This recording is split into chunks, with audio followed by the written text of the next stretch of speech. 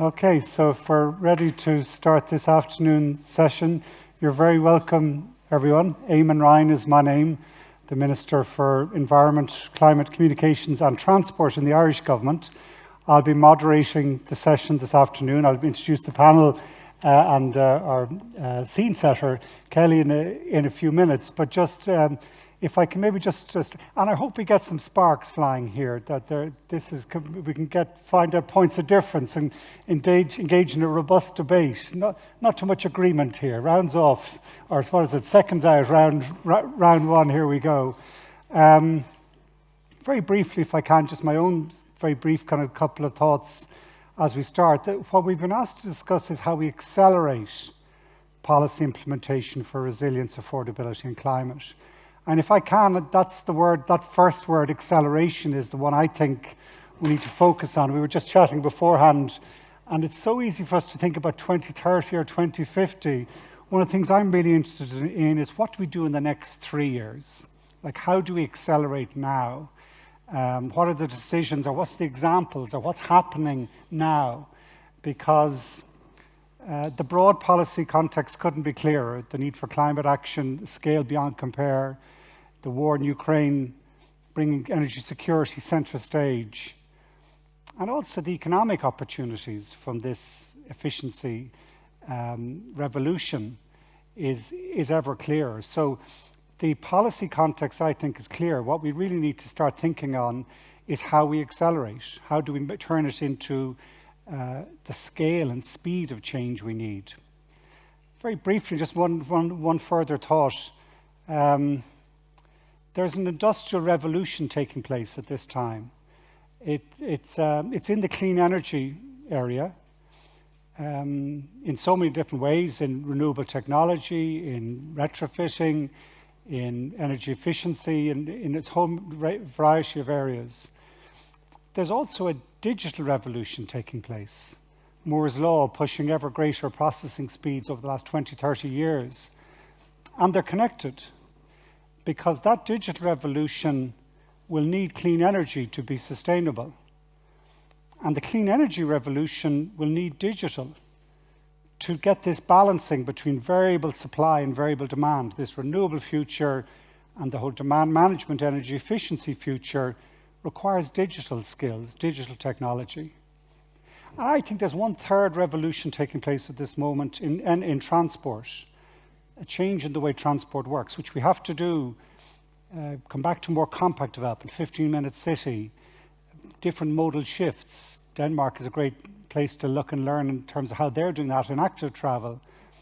But again, I would argue that all this revolution in transport is connected to the clean energy and digital one, because it will require electricity for the transport revolution. And in this new car-sharing, energy-efficient, circular economy form of transport, again, it will need the digital so that information about where the transport as a service is available. I just make that point. And this is the difficulty when we come to this issue. It's so big. It's so wide. It has implications for so many industries. But that's what we have to do. We have a scale and challenge beyond compare as to how we deliver this energy efficiency revolution through digital technologies, through clean energy, and in my mind, through the transport and circular economy transition that's taking place. It's an obvious point, but I suppose in our rounds or seconds out, here we go. Don't be afraid to pick out on some unusual or examples or go into detail. And it's an open spectrum we have of industries and of economic changes that are taking place that we might look at. But that's my brief introduction. What I want to do more than anything else is now introduce Kelly Speakes-Bateman, who's the Principal Deputy Assistant Secretary for Energy Efficiency and Renewable Energy in the US Department of Energy, which is a long and proud record in energy efficiency. Kelly, can you set the scene for us? And then I'll turn to the rest of the panel. Thank you so much, Minister Ryan. And hello, it's so good to see you all here. I love the context that you added to think of the next 3 years, and I would posit us to think of the next 6 months even, and the next 1 year, and then 3, and then beyond to 2030 and 2050. I'm just so glad to be here on this stage, but also with you all in the audience. I've been really inspired by the remarks of, for example, Commissioner Simpson earlier today. My sincere thanks, first and foremost, to IEA and our hosts of Denmark for the opportunity to speak to you all today. I think this is an important moment in our history because, to me, the case for energy efficiency and energy savings has never been more urgent. We have long considered energy efficiency as an important tool to reach these ambitious climate goals, but enhanced energy efficiency can certainly bolster energy security as well, as you've heard in many of the talks today. I don't think I have to convince anyone here that we're gathering during tumultuous times, and Russia's continued and unlawful invasion of Ukraine has challenged all of us to think differently about how we obtain and use energy, how we generate, how we distribute, and how we use energy. Now, I've heard, Minister Ryan, I've heard you say before that addressing climate change could be the peace project of our time, and my Secretary Granholm repeats that often and gives you credit, of course. But I think this discussion is the right time to have these sorts of discussion and have these discussions on not just what are the next new technologies that are coming out of our offices in terms of research and development, but really what can we do through our actions to demonstrate and deploy that these actions can help us to save energy, to save the climate, and to make peace. So as many of you know, and now moving out to the longer term, President Biden has put our country on an ambitious goal to cut our US emissions in half by 2030, economy-wide, and reach 100% clean energy grid by 2035. It's great to have this opportunity to collaborate today because I know most of us share net zero energy goals. And we all know that there's no single technology and no single solution that's really going to get us there. Energy efficiency just being the poster child for complication of many different technologies that come together to meet a singular goal. But energy efficiency is really one of the most important tools that we have to reduce energy consumption, to decarbonize the global economy, to combat the climate crisis, and to help consumers, especially those who are underserved and those who have been historically left behind in transitions. And we want to really make sure that we're focusing on that sector of our folks. A little bit about, if you don't mind, I'd love to say a little bit about what the Department of Energy is doing through our energy efficiency work. We are really focused on industrial decarbonization, decarbonization of homes, decarbonization of the agricultural sector, as I mentioned, decarbonization of the grid, and decarbonization of the transportation sector. The funny thing is efficiency plays throughout all of that. It is really a combined approach, a systems approach that we're trying to take in order to make the most impactful changes as quickly as possible. When it comes to industrial decarbonization, we are doing that through a number of strategies. Those strategies include, again, system efficiencies, process yield, recovery of thermal energy, but also expansion of energy management policies and practices, and increased adoption of smart manufacturing technologies and processes. And that's why we support so strongly the international collaboration on reducing industrial emissions, like the G7's Industrial Decarbonization Agenda, or the IDA. And it's why we welcome IEA's analysis as well on this topic, like the recent report of achieving net zero heavy industry sectors in G7 members. At home, we're working to identify and catalyze these next generation industrial breakthroughs. Our advanced manufacturing office is doing quite a bit of work, not only in industrial decarbonization, but also clean energy manufacturing and how we can get those processes sped up, frankly, because there is a global demand that is increasing, but also to clean up, to do this a much more cleaner, efficient, and less carbonized way. Another thing that we're doing is Better Plants program, because I think one of the principles behind our work is also not just federal action, but state and local and industry and NGO cooperation. It can't be, we can't have the right widgets to serve to the market if we don't know what the market needs and what people need. And so our Better Plants program and Better Buildings program helps us to really learn together domestically, and forums like these help us to learn internationally and get best practices. So I won't spend any more time because I have had a few conversations with you all, and I can't wait to jump into the debate. This is going to be a lot of fun, and I'll turn it back to you.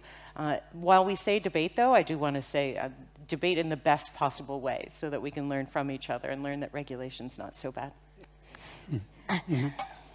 Okay, well, thank you, Kelly. I might start just right beside me and go right across the panel to introduce themselves, maybe give their own brief scene setting, and then we look how we shape the debate. Alba Herna is, first of all, if I can, the Director General of the Office of Energy Efficiency of Natural Resources in Canada. Alba, do you want to give your broad perspective? Sure, thank you, and thank you very much to the IEA for inviting me to be part of the panel and to be here this week. I'm very excited about it.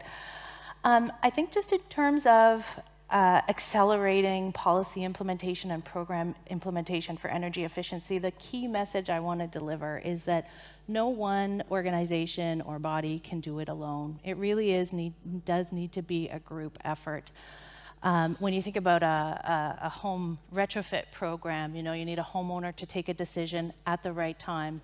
You need the financial sector to back up and value their decision. You need the installers, you need the manufacturers, you need the regulators to have regulated 5 years ago so that they're installing the right thing in their house. And there really is a need for more action that is coordinated. And we've seen this recently in Canada. Just last year, we launched a home retrofit initiative, so good example here. And it was great. There was so much uptake, a very basic program, an incentive, you get an energy assessment if you take up a retrofit measure. And there was so much uptake, so much excitement that we crashed the website. So much uptake, so much excitement that there were 3 and 6 month wait times for an energy assessment. Except in 2 jurisdictions. In 2 jurisdictions, so provinces is what we call them in Canada, we co-delivered. We partnered with an existing program where they had like an ecosystem of actors ready to scale quickly because they had this existing ecosystem. And in those places, homeowners were actually able to access the program really quickly and start to benefit from the energy savings and from the grant program. And so, when we look forward to our role as a federal government, our next big agenda item is to develop for Canada, but in collaboration with all those ecosystem actors, mobilize them towards a plan in particular to decarbonize the built environment. So we will be certainly continuing to think about how we can invest in this space and what kind of incentives we can give. But I would encourage all of you, and the way we're thinking about it now, is not to think of yourselves as an individual actor, but to think of yourselves as a catalyzer for change. Who can you leverage? Who can you bring into the picture towards some common objectives? Abla, thank you very much indeed. Maybe to your right then, if I can introduce Martin Brudermüller, the CEO of BASF. Martin, do you want to give...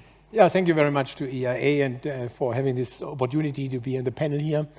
I am the CEO of BASF, which is the largest chemical company in the world, and with that, one that is in the heavy industries and energy intensive. So just to give you an idea, my company is 60% of the CO2 of the country of Denmark. So I have a headache to decarbonize. But what you also should think is that this is not a new topic to us. If you are so heavily dependent on energy cost, that is already in our DNA since decades to decarbonize. If it was not for the CO2, it was at least for the cost. So we have reduced since 1990 to half. But I think what the problem now is, we have actually exhausted with the opportunities and the technologies we have. At a certain point, you are on the asymptotic part where you cannot go further down. And you know that also from chemistry lessons in school, when you heat something up to make a reaction happen, you come to thermodynamics. So we are at thermodynamics. I cannot reduce the energy consumption further. The only thing I can do is I can put the energy in a different way in, and that is electrification. So we are on track, and I checked that for my company, and I tell you, we get rid of all the CO2 technically. We know how that is possible. It's not all economic. There's maybe the first 25%, which is okay, but there is also the last 25%, which is insane in terms of cost. But that is maybe something for the next or the predecessors to do that. I take care for the first 25% because that is actually what we want to go down further until 2030, 25% more, which is tough. So if you electrify, you need a lot of renewable energy. That is, I think, the key ingredient, and it has to be cheap because fossil is very, very cheap if you have fossil energy.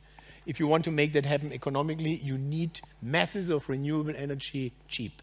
That's why I bought, or my company bought half of the first wind park in the Dutch coast. It's the Hollandse Kust Zuid, 1.5 gigawatt, no subsidies. I invest in my own energy, but I need to bring it into costs which allow me economically to decarbonize. So we do this, and I would not say that there is no innovation in. I'll give you one example where you really can go for energy efficiency, which is a headache for my industry, is where to get the steam from. The steam is normally fossil-based. But you can actually do it with heat pumps. So my company has in Ludwigshafen, which is the largest chemical site, about 20 terawatt of heat. It goes to the water of the Rhine or it goes to the air. So you can very, very efficiently use renewable energy and use the off heat to actually generate steam. So we will do a heat pump, first in the world, generating steam at 230 degrees Celsius. So there's a lot of innovation there, and that combines the electrification with actually the energy efficiency. But I have to say, and we want to debate here, I have to say where I think Europe is on a very dangerous path, and that was also what astonished me on the previous panel. Everyone is calling for regulation. Europe is going to kill entrepreneurship by total over-regulation. It's a regulation tsunami coming from Brussels. I can tell you not only the decarbonization, but all the parts that come from the Green Deal. We have already 7,100 pages of regulation, and I guess it's maybe 20% of the path we have to go. So the state moves to take a picture from the air traffic controller to jump in the cockpit and flying the plane with us. I think this is not the way to go. What we have to do is we have to set a very smart framework and a very clear indication who is not on the ship, on the journey, will be punished in the future, and that will be the CO2 price, because that differentiates your fossil energy from the electric one. Make it very clear where the CO2 price goes for the next 20 years. It can be an insane price in 20 years, so if you don't do anything, you are dead as a company. But it also gives you the support with a smart framework and giving you the space to breathe entrepreneurial, to take really care about this. So I think what we need to do is to make this really happen fast. And this is not going to happen, I think, anywhere in the world, and particularly not in Europe. Decarbonization has to become a business case that makes sense. If we manage a regulation that is positively stimulating and incentivizing, it's the no-brainer of industry captains to go from A to B and to decarbonize. Then this flies so fast we cannot even look at it. And this is what I'm really missing, and it is details where the regulators think they can know everything better than an enterprise or a company is really difficult. And I give you one example. If you take the RED III, now for hydrogen, and hydrogen is, by the way, not energy efficient, because hydrogen is, you can translate in megawatt hours if you electrolyze it. And everything you decarbonize directly, you electrify directly, is much more energy efficient than going via hydrogen. It's a lot of losses, it's a lot of capital in there. We need hydrogen, but hydrogen is not the holy grail to solve the problems now. So give the space with the open technologies to do that in a way, and trust also that sometimes the first way to electrify is maybe not saving energy. You might replace 1 megawatt hour fossil by 1.2 megawatt hours renewable, but it's taking the CO2 away. So give the space that this moves. And I think if now, we'll finish with that, if you take this RED III thing for hydrogen in Europe, the regulator says 80% of your energy has to come from local sources. You have to prove that later on an hourly basis. There is not everywhere in Europe, close by, renewable energy. So you exclude whole regions to go for that journey. And I asked myself, what does that help to really be fast in hydrogen? So we need the space, we need to think, sit together, industry and governments and regulated bodies, and think in a smart way how we turn that from a punishment to move to an incentive to go. And then we have the combination of climate change and competitiveness, which I think absolutely is possible. Thank you, Martin. I turn to your right then, Christina Gamboa, the CEO of the World Green Building Council. Christina. Thank you so much. So interesting, no? But first, a little bit from World GBC. It's about how we accelerate policy for resilience, affordability, and climate. Yes, industry needs space, but we don't have time. The issue here for the World Green Building Council, which is the largest local regional network in over 70 countries that is aiming to decarbonize the built environment and also bring holistic sustainability mainstream. This year is our 20th anniversary, and I know most of you work with our network. Thank you for supporting our local green building councils. We're about deep listening, collaboration, but also compromise for deep transition. Because I guess last year, we were in a very privileged position in collaboration with the high-level climate champions at COP26, and we had the first Built Environment Day at a COP, and we were very much involved in it. And what I would say that I learned from the champions is that there is something called the ambition loop. The ambition loop means we need great leadership, showing now the vision of the possible, the decarbonization that can happen now. And that means the highest energy efficiency possible now today. We're in an energy efficiency conference, right? But also that is done with the most cost-effective ways, because this transition has to be equitable and it has to benefit communities, not only business. Net zero is the biggest business opportunity perhaps of the next couple of years. And what we saw at COP26 is that, for example, through the Net Zero Carbon Buildings commitment from World GBC, we have over 160 businesses. Most of them signed on to a whole life carbon commitment by 2030. So we're bringing the Paris Agreement a few years ahead of time with those leaders, showing the way. And what we've learned is that as we show how industry can deliver at those standards voluntarily and show the pathways of what this new leadership as we go into 2030 means, with a 50% target of overshooting the 1.5 degree Celsius scenario, is that those leaders inspire also more ambitious policies at local levels, national levels, because we demonstrate it is possible. There's not one size fits all here. The built environment is very complex. If not, we would have done it already. However, what I would say is that we are ready for a bolder regulation. We have been working in policy roadmaps, at least in 10 European countries. We launched in Brussels recently the EU roadmap for decarbonization of real estate. We have been pragmatic, but also been calling for also understanding that energy efficiency has to be across the full life cycle. And what I would like to finalize by saying it's holistic sustainability what matters. It's not only, of course, carbon. It matters health and well-being of communities. It matters that we think about also how do we unlock other components that can help us in this journey, like the circular economy. And in that vision, we can unlock the ambition loop, again, from the champions in this language, where there is a collective knowledge sharing, where we can continue to improve in the journey, but radically deliver now. And by that, we do need the industry to collaborate on full life disclosure of their impacts, because if we are not disclosing, we cannot manage what we don't measure. So I think that's one of the biggest gaps, and I'm very hopeful from the conversations I've heard at this conference that we are in a collaboration mode to sort that out and help communities worldwide grapple with their own challenges, would take many shapes and flavors. But I know that the collective knowledge in this room and in this panel has the right mindset to agree on a way forward on after we leave today, what are we going to do tomorrow? Thank you, Christina. Last but not least, can I introduce the CEO of Alfa Laval, Mr. Tom Erixon. Thank you. And I will make my comments as a practitioner, not a policymaker. I might sound a little bit like Martin, but we haven't rehearsed between us, just so we are clear.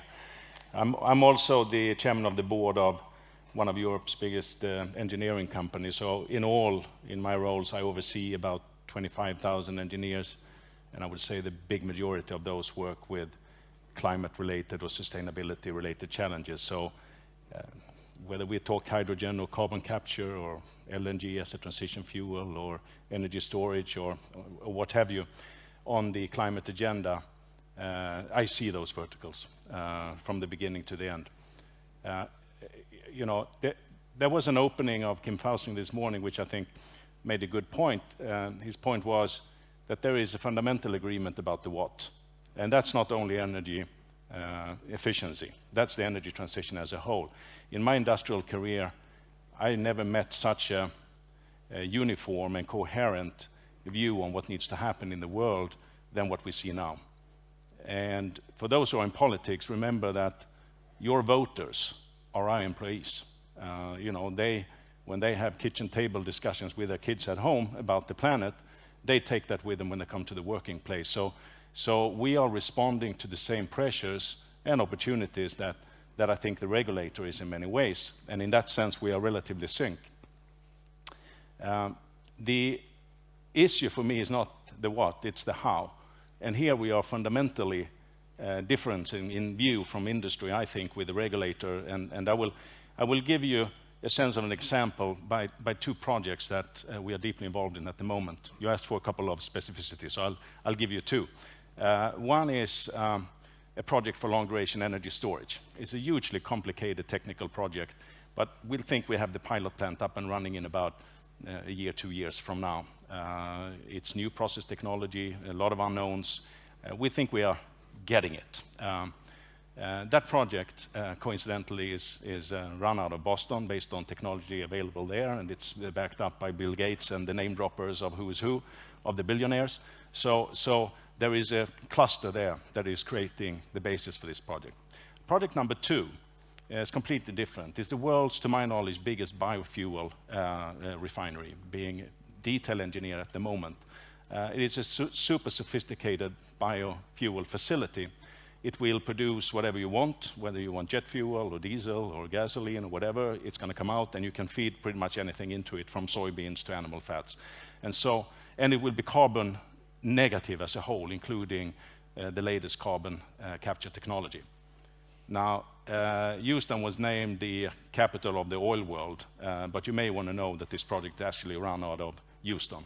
Houston and Texas is one of the most dynamic places for energy transition that you can find. And it's not because they love oil, it's because they are good, solid entrepreneurs used to dealing with energy problems. And so, you know, these two examples are not driven by the regulator. They are not driven by subsidies. They're driven by entrepreneurs, a good spirit, a market economy. And we are not looking for anything other than skilled technical people who can help us solve those problems. And, you know, we're going to have 60,000 barrels a day coming out of that biorefinery at a huge profit a couple of years from now based on the existing situation. And so I tend to think, slightly different from you perhaps, that the regulations in US are not as detailed, not as prescriptive. And there are other parts of the world where we have a different situation. And I echo Martin's comments.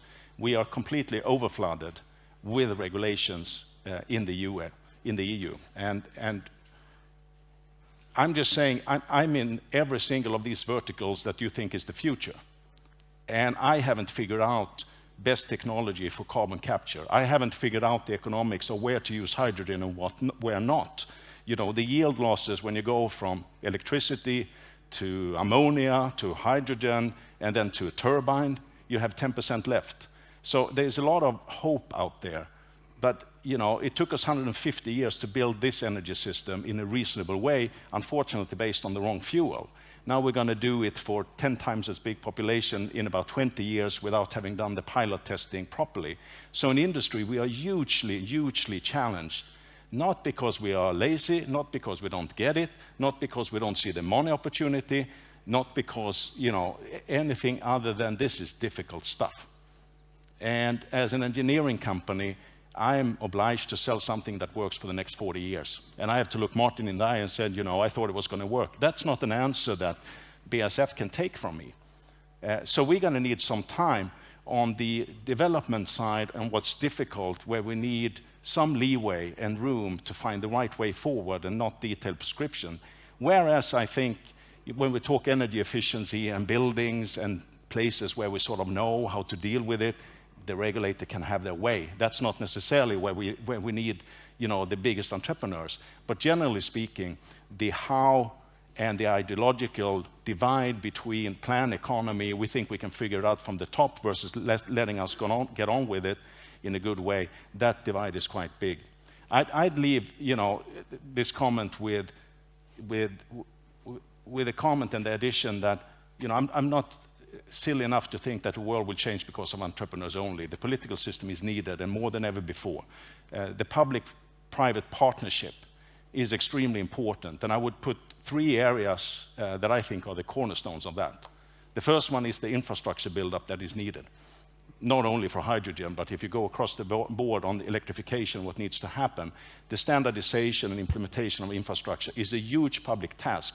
I don't get it, why we don't have a bigger focus on that at the moment than how industry is going to perform their duties.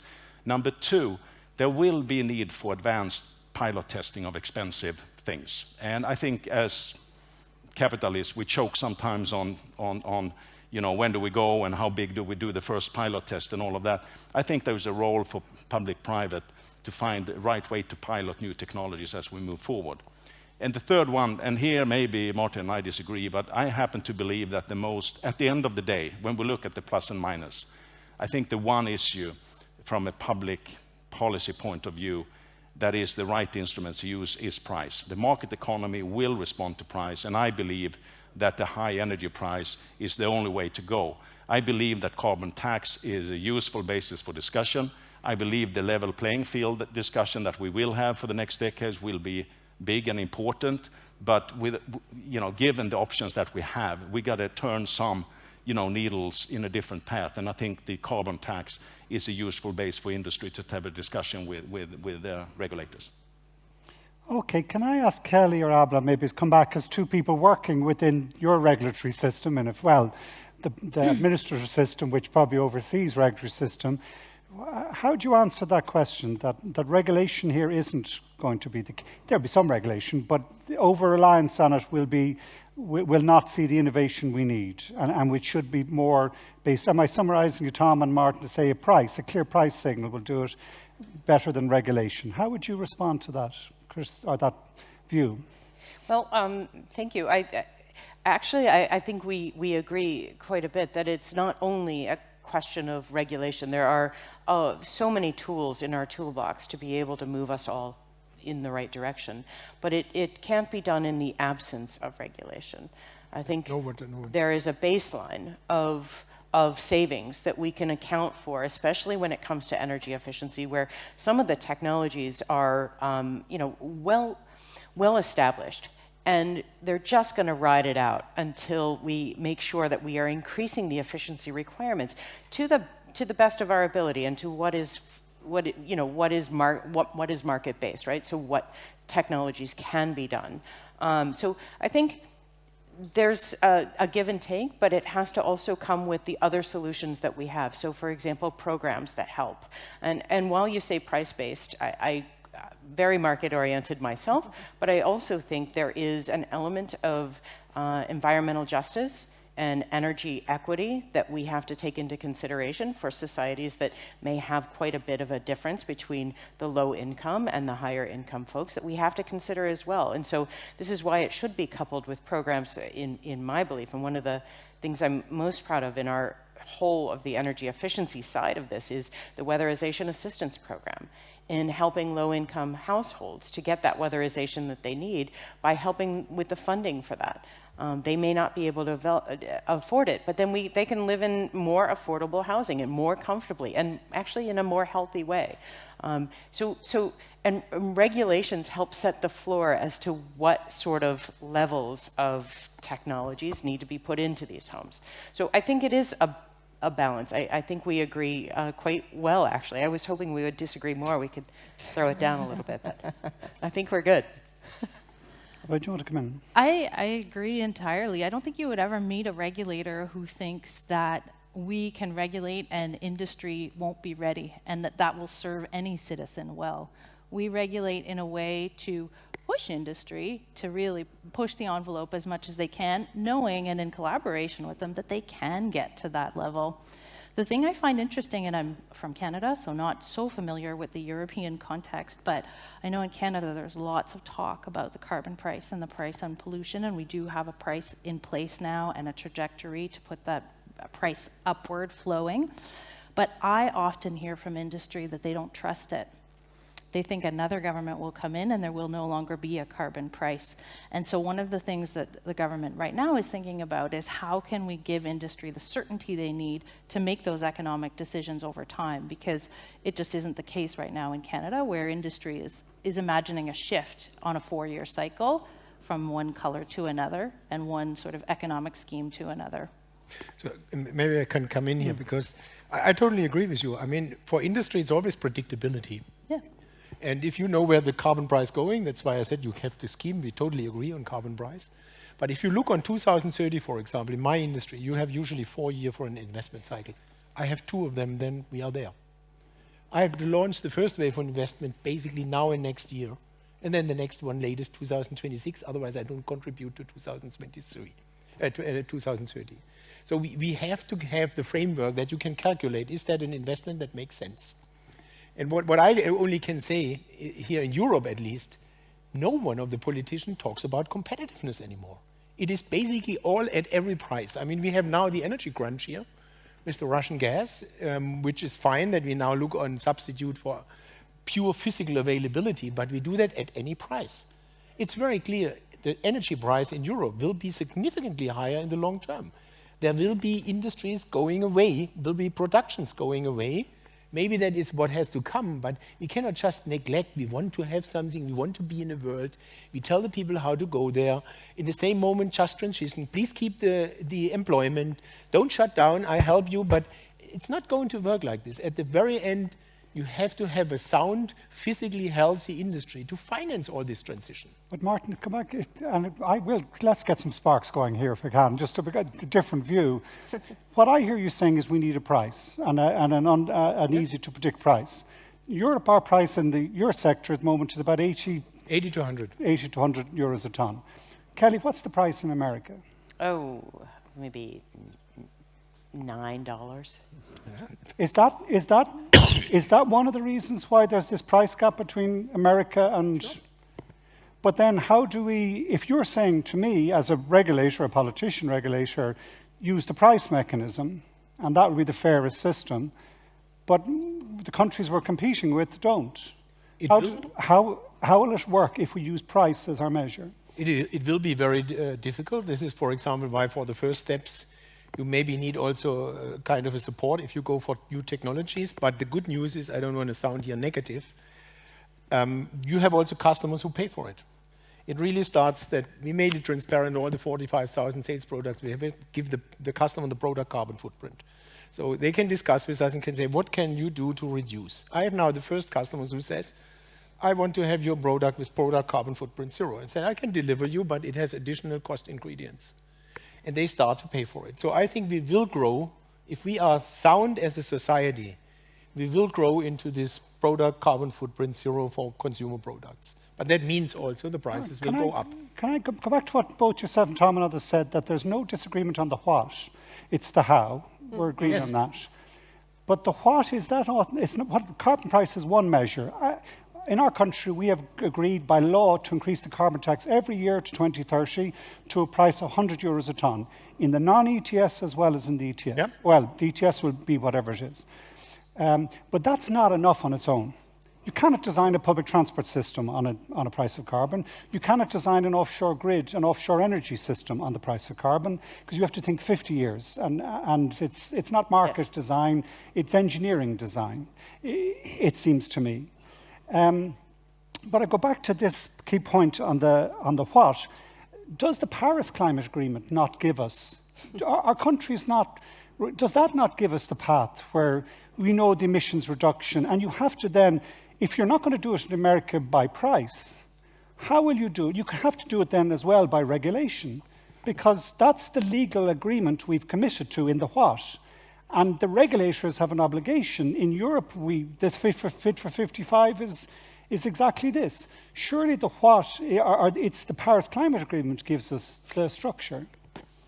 How does America intend to meet its obligations in the Paris Climate Agreement? I appreciate the question. Yes, we are. I mean, we have. President Biden has made the commitment of 50 to 52% reduction by 2050 or by 2030 of our goals, and we are setting ourselves along a path step by step. But it is absolutely not just a regulation question. It is not just a price question. It is a number of questions. And I have to say, in the United States, we have, 52 additional regulatory bodies that have their own agendas in how they're going to work this. So this is a combination of a number of different tools. It is helping with programming and dollars. It is in certain regions of the U.S. We do have the regional energy, the regional greenhouse gas initiative, which has the price in carbon, and in California, a different scheme even. But it's a bit of a patchwork. It's a bit of a Rubik's Cube, if you will. And I think the what, yes, is a carbon reduction goal. And if we can agree on that, if we can agree that by 2035 we'll have a net zero grid, and if we can agree on a clean energy economy by 2050 across the United States, then everyone has their, at state and local levels, everyone has their path to get there. I don't think it's as easy or as homogenous a response in what the tool is, but we have to agree on the goal to begin with. Christina, could I ask maybe you, coming from the World Green Building Council perspective, how do you see this different approaches? Let's say European Union approach versus, well, North American we have here on the stage, but would you be as pessimistic as I hear Tom and Martin be, that Europe will price itself out and will miss this economic innovation opportunity? Or do you see it differently? Well, I see it differently. I'm an optimist. So what I see is that we have right now, well, you know this, almost 90% of the world economy is committed to a net zero target, right? The Paris Agreement, everyone is in the ratcheting up of their nationally determined contributions this year, and there's not, countries can take different directions of what they put in those NDCs. So it's hard to track really what's going on from a sector perspective. From the built environment, for example, there has been more mention of buildings, but we really don't know what's going on in terms of the vision of the roadmaps to decarbonization.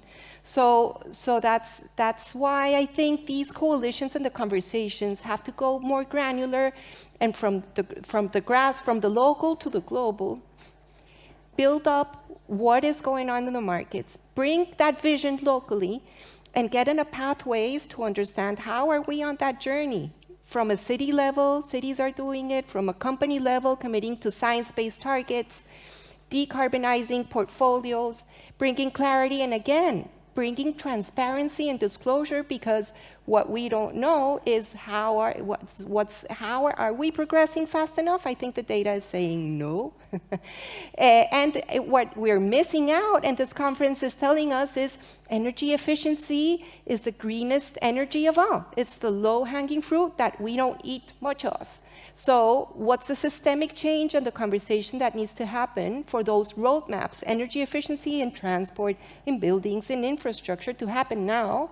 Because the reality of the world, and what you were asking me, the diversity, developing countries may not have energy performance codes. Most of the countries that are building now are designing in inefficiencies. So whatever we are right now gaining in Europe, we will be netting out in the development in other regions. So going back to affordability and the equity of the journey, we will be having to come to terms that energy efficiency has to be the golden rule on this pathway to net zero, first and foremost, understanding that it goes to what communities need and that it has to be the lowest cost solution for whatever local reality you have.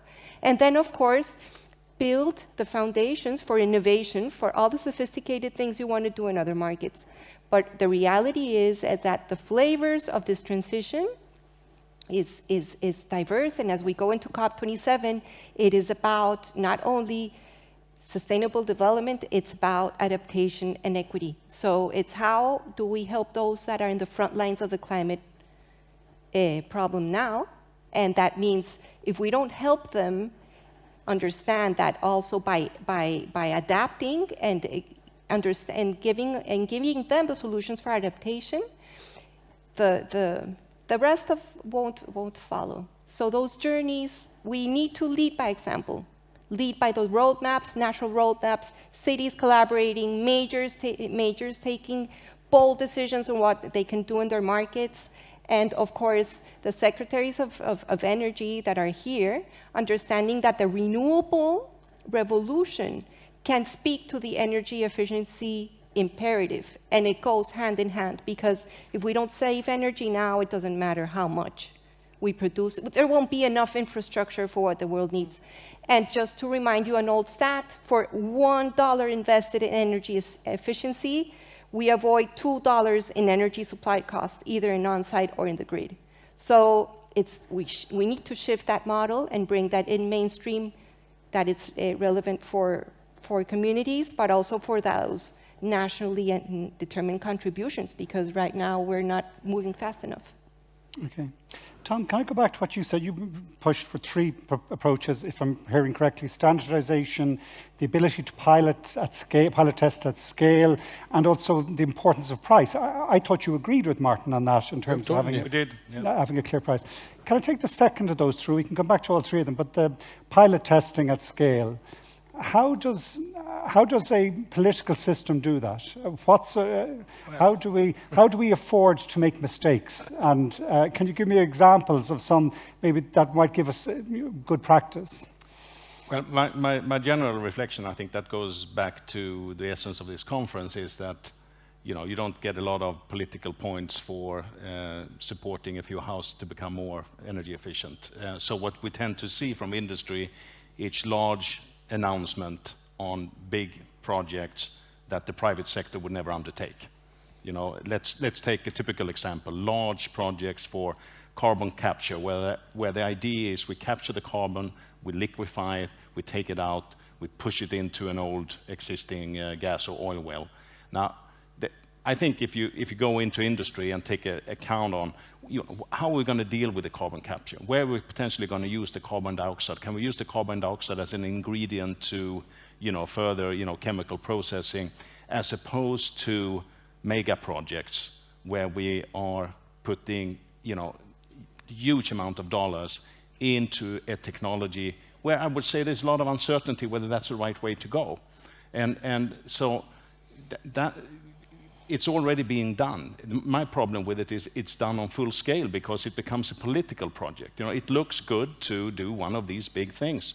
But in reality, when we look at it, and you look at hydrogen in terms of where do we use it for what, and how much is the yield loss, from 100% electricity renewable to what you actually get out from a hydrogen in a turbine down the road, we may be down to 30%. So if we're going to design a grid which going to capture 100% electricity to 30% energy, you're going to have to put a 300% increase on the renewable energy system in order to get the output that you want. And these value chains that is supposed to take us into the new are things that we need to get arms around. And I'm not being, I'm a technology positive guy, but I also see the complications of it. Tom, it's not necessarily, and I look at this issue it's all about the grid in my mind when you start looking at these big problems and supplying the renewable electricity and the industrial capabilities from it. But I come back to the point I was making. how does a market design the sort of scale and nature of grids that we have? Surely that is something where engineering, advising administrative, political systems, surely that market can't, or is not good at designing grids when you think 20, 30, 40 years. I'm unsure what I should say as a businessman in this issue other than what I think. I'm not sure that the market deregulation of the grid or the railway systems or some of these common public infrastructure services, whether those deregulations have proven tremendously successful. You know, at best, they were successful in a stable situation. But in the transition that we're going through now, we lack ownership of the total economic outcome. Now, we can argue that wind farms offshore are very competitive, and they are. But, you know, who calculates the rebuilding of the grid? Where we're taking height for yield loss of transportation or producing energy where we don't use it. Where, you know, so it's very difficult to take a holistic view on the grid and the priorities when there are too many operators involved optimizing their part of. So I'm you know, in favor of the regulator, or let's say government policy, or even government ownership. It's not so obvious that this fragmentation of public infrastructure, if I call it like that, is the right recipe at the moment. Kelly, you want to come in on that? Thank you. I would say that's exactly what we are trying to do through the passage of the bipartisan infrastructure law that was passed just last year in the United States, where we have $500 billion going into infrastructure rebuilding. And not all of that is at the large scale of rebuilding the grid. It's also how do we build out at a massive scale that, for example, the program that I mentioned earlier, a weatherization assistance program, now that we've put, you know, some money in this every year in our funding, let's put $3.5 billion into weatherization, and let's get those local companies coming together to help to build out the infrastructure of communities that can have, you know, not just energy efficiency and weatherization, but also interactive homes, right? So I think there is a way to do this, that government can help with this by investing in, yes, grid upgrades, yes, offshore wind support, yes, more solar and geothermal demonstrations, but moving for government to move more towards the demonstrations and the deployment, and looking at the deployment of technologies that are not just at the massive scale, but just the scale that impacts people's lives. That's when you then get people demanding more product from people who make things, and then you have the market uptick. And that's what we're trying to do in the United States, and that's why this bipartisan infrastructure law is so important. Martin, the deployment and the scaling after the pilot phase came will only happen if it's economic. Yes. So we have to have a business case for that. And this is now where we have 3-4 years to pilot, to test, to bring the market in, to bring the customer in. And if that all comes together with smart regulation, then we have the case that this goes its way because it's the business case. It's the logic thing for every company to do. This is the only way to accelerate this. And I think with the infrastructure part, if you allow me another view on EU, I'm a really enthusiastic European. And I would say the best thing we Europeans have created is the single market. That is really a super thing which we have done over the last decades. But we have unfortunately not made an energy market that is a single market in Europe. It's very much a national one. So if you look on the ambitions for renewable energy, interconnectors, grids across Europe, Portugal and Spain would like to go into sun and wind very cheap, cannot connect because there is no pipeline through Spain and not through France to Central Europe, so it's a mess. So I think if we don't get the ducks in a row to make a clear plan here where the single ambitions and the single initiatives go together to reinforce themselves, then you also don't have the chance to be at the very end competitive. We have in the headline resilience. Mark, can I come and in on that? resilience is only working with long-term competitiveness. Otherwise, you don't have resilience. Can I come in on that? I absolutely agree with you that we don't have a single market properly in energy. It's still nationalised. I'm involved in the North Seas Energy Cooperation as an example to try and break down that and to try and make sure we can tap into offshore wind as one of the power supplies. Can I ask you, because BSF must look at this, if it's agreed that what is switching away from fossil fuels completely, particularly now because of the Russian war in Ukraine, and the next 3 years repowering Europe is huge. From your company's perspective, do we have sufficient renewable energy in Europe to be able to give us that resilience, to give us our industrial base as well as the quality of life for our citizens? A very clear no. My company is 4% of energy consumption in Germany. We are by far the largest gas user in Europe. So I can know how to technically come down. The more wind parks, the faster I get them. I shut down both power plants. But the problem is you don't get the wind parks. If you see how long the planning processes and the permitting processes last. But if we can overcome that problem, is there enough renewable power in solar, wind, hydro, biomass, geothermal? Currently not. But very clearly, if you would go for a much quicker, let's say, project definition, and then a much quicker infrastructure development, because we need the cables to come down in Germany, they need 10 years. So there is, in the physical system, there is that energy that we could tap into? Absolutely. If we accelerate this, we can be very fast. What is the price of carbon need to be for us to accelerate to meet the Paris Climate Agreement? I think, I mentioned this is an abatement curve, the first part. I think where we are now, that was always our calculation, up to 100 euro per ton is for some industries, for an energy intensive, already tough. That's where we are. And I think this is sufficient to cope with that, at least with the first 25-30%. I think we have everything there. We need really renewable capacity. And the good news is it's competitive. You have in Europe 5 cents per kilowatt hour in an offshore wind park. That's what I have in my power plants in Ludwigshafen as well. So it is competitive. If we have it, we can do it. Christina. Yes, I wanted to add to the conversation to say that I appreciate the conversation going to the supply side, yeah? But the reality is that if we steer to that direction, we will be still facing, without the conversation on how we accelerate the implementation, we will be facing with bad infrastructure. Because it's not just bringing in renewables that is going to shift this, because we're going to have still infrastructure, for example, buildings that will still be wasting energy, water, other resources if we don't talk about energy demand. And that happens also in transport, it happens also in industry.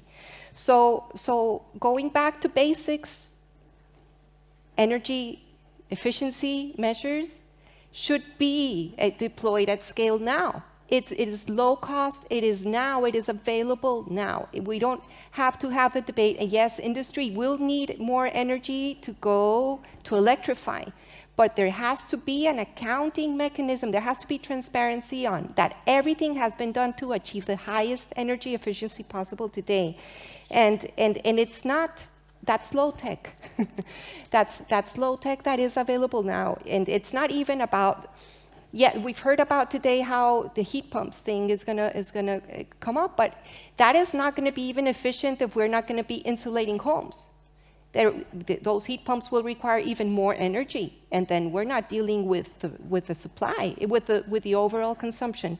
So we can't transform the market. We can't transform the market and decarbonize in an equitable way if we don't follow the lowest cost approach now and bring in all the innovation as we go along, because the action is overdue. Christina, you said there. Just one correction. They don't need much more energy, they need electricity. They need less energy, a heat pump, because you take from a natural reservoir some of the kilowatt hours. So it's more electricity, and we are again with the renewable capacity. So it has to be First, Christina, you're absolutely right to bring us back to efficiency, and that's a very fair point. But you said there in how we do that, you said that we need an accounting system. Did I hear you right when you said that? What is the accounting system? Oh, yes. So I think we have data. We also talk digitalization is enabling energy efficiency, but we know that the data is fragmented around different stakeholders. Cities and their master plans have an idea of their cities where the consumption is. Industries have their own information, right? And here we have experts that also deal with that issue and how they see the full picture and what do they need to apply a vision and a regulation to improve the efficiency of resources. And so I think the conversation is to continue to have a common understanding across industries involved in efficiency on what are the metrics, How do we share the data? How do we measure progress? And of course, here a big shout out to the IEA and their roadmaps. And I think we need more collaboration on that to have more transparency and disclosure. So in the future, it is more apparent where are the market failures if they still persist. But does transparency on its own give you the accounting system? What's the stick with that? Or the prize? So I would say there are several levers of change that are, let's say, at least from stakeholders around the World Green Building Council that are making them do the homework in terms of their accounting and their carbon disclosure. And it is sustainable finance. So we know that the responsible investment movement is asking about a criteria ESG for reporting. So industry is measuring and disclosing better. There's also the issue of embodied carbon. There's also emissions that happen when products are consumed in that chain, and that is also from cities. There's some also mandatory now ideas of cleaning up construction and getting more information about low carbon and materials. And so that let's say, competitiveness in terms of positioning companies to be, let's say, at a good point to attract those good investors is also making this wave of improvement in how companies are disclosing their impacts, disclosing their information, and sharing more across the board where do they stand in their contribution to mitigating carbon emissions. Maybe could I ask Tom and Martin then, is that accounting, is that not some of those 7,000 pages of regulations that are coming in? Is that just not a necessary to deliver that? You do need such standardization in effect. Yeah, let me take a first cut on that, but I actually think we are underestimating the effects of the sustainability accounting. Right? It has been a huge process for us in the industry to get our arms around how much energy and carbon dioxide we create, how much our suppliers create, and how much our customers create. Right? It's putting a pretty big demand on us, and we spent a couple of years, and I can tell you when I followed it in our company, every month the numbers changed because it's not that easy to get our arms around this whole thing. Now, the fact that we have it now means that I can see exactly where my suppliers are, where I am myself, and where my customers are. And when I then make and it gives me a tool that I didn't have before. Now the brief analysis on that is when we did the exercise, use phase is almost my whole carbon footprint. We have hundreds of thousands of machines running on electricity that is creating a carbon footprint. I have 20 million tons of CO2 on the use phase. Now, it sounds like a big problem. What can we do about that? Well, actually, since a couple of here's the story. We've been doing milk cream separators for 130 years. We did 300,000 a year at the Hudson River in the late 1800s. Those were hand-driven, so they were completely free of CO2, other than a burp. And then, then we got into electricity. And it took us 130 years to realize that if we did a vacuum technology for those things, we could take out the friction of the process, reduce the energy consumption with 50%. Now, was that because we were stupid? No, it was because we didn't measure it, right? We didn't have the focus on it. So if I look at my carbon footprint for 2030, we will have half out based on elimination of friction. And the other half that's going to go out, the other half of the half, is my customers is going to switch towards more renewable sources. And with that, I'm out of 75% of the use phase, which is 15 million tons. Now, this dialogue would not happen without the sustainability reporting. So I confess, I whined when it came, and I was pleased when it was put in place. I think we underestimate the tremendous impact that have. I mean, building on that, I totally agree that transparency is the starting point of everything. If you don't have the transparency, you don't know where actually the levers are to react. But once you have the transparency, and I have, for example, created this in my company, and you start to define the path to change, and you realize that this path is not economic to what the industry does today. And then you ask your investors who are so savvy for ESG, and you ask them how much of the dividend you would sacrifice that I really go the way that makes sense. And most of them say, I want to have the same dividend. And this is why you come to this point that you have to combine the competitiveness.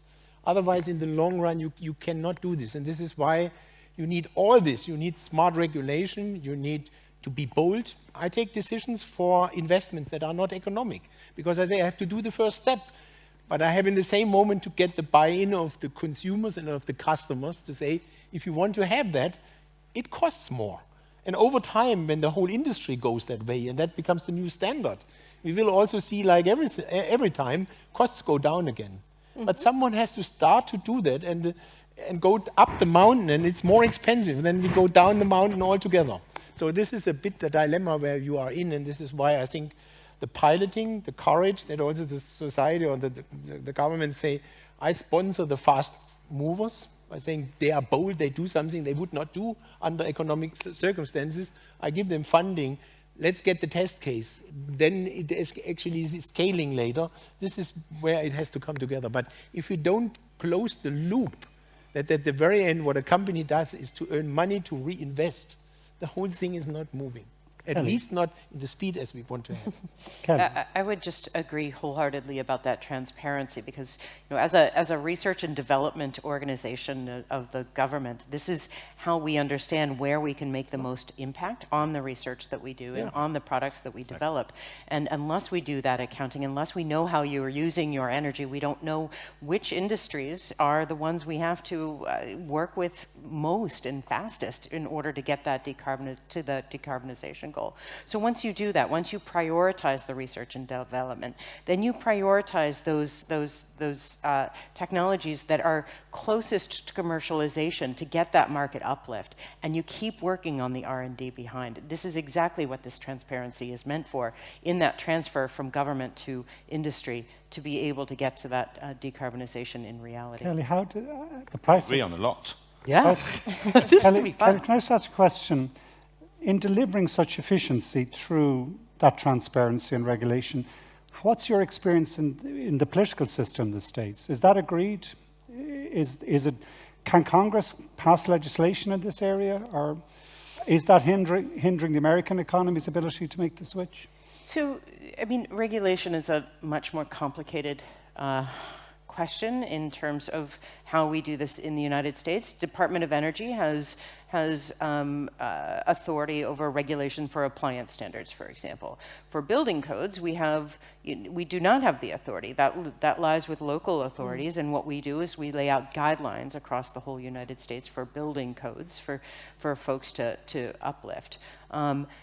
And that's just one small part of what we do, though. Then we have the whole research with the labs that we work with. We have the research, but that research, it's great to be working with widgets in a lab, but unless you know why you're working towards that and how you're going to be impacting the market, then we may be wasting money. And I think that is a message to Congress, that they can understand that we're going to be spending our money and investing the people's money smartly and in the right technologies that are going to help a common goal. So yes, I think we can work with them. On the regulation side, that's sort of set already, and it's not all of Congress jurisdiction.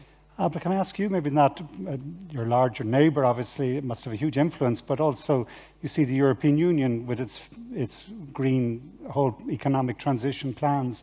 How does Canada fit in between those two, or what is it modelling its policy on? So we have put in place an act that requires us to get to net zero by 2050.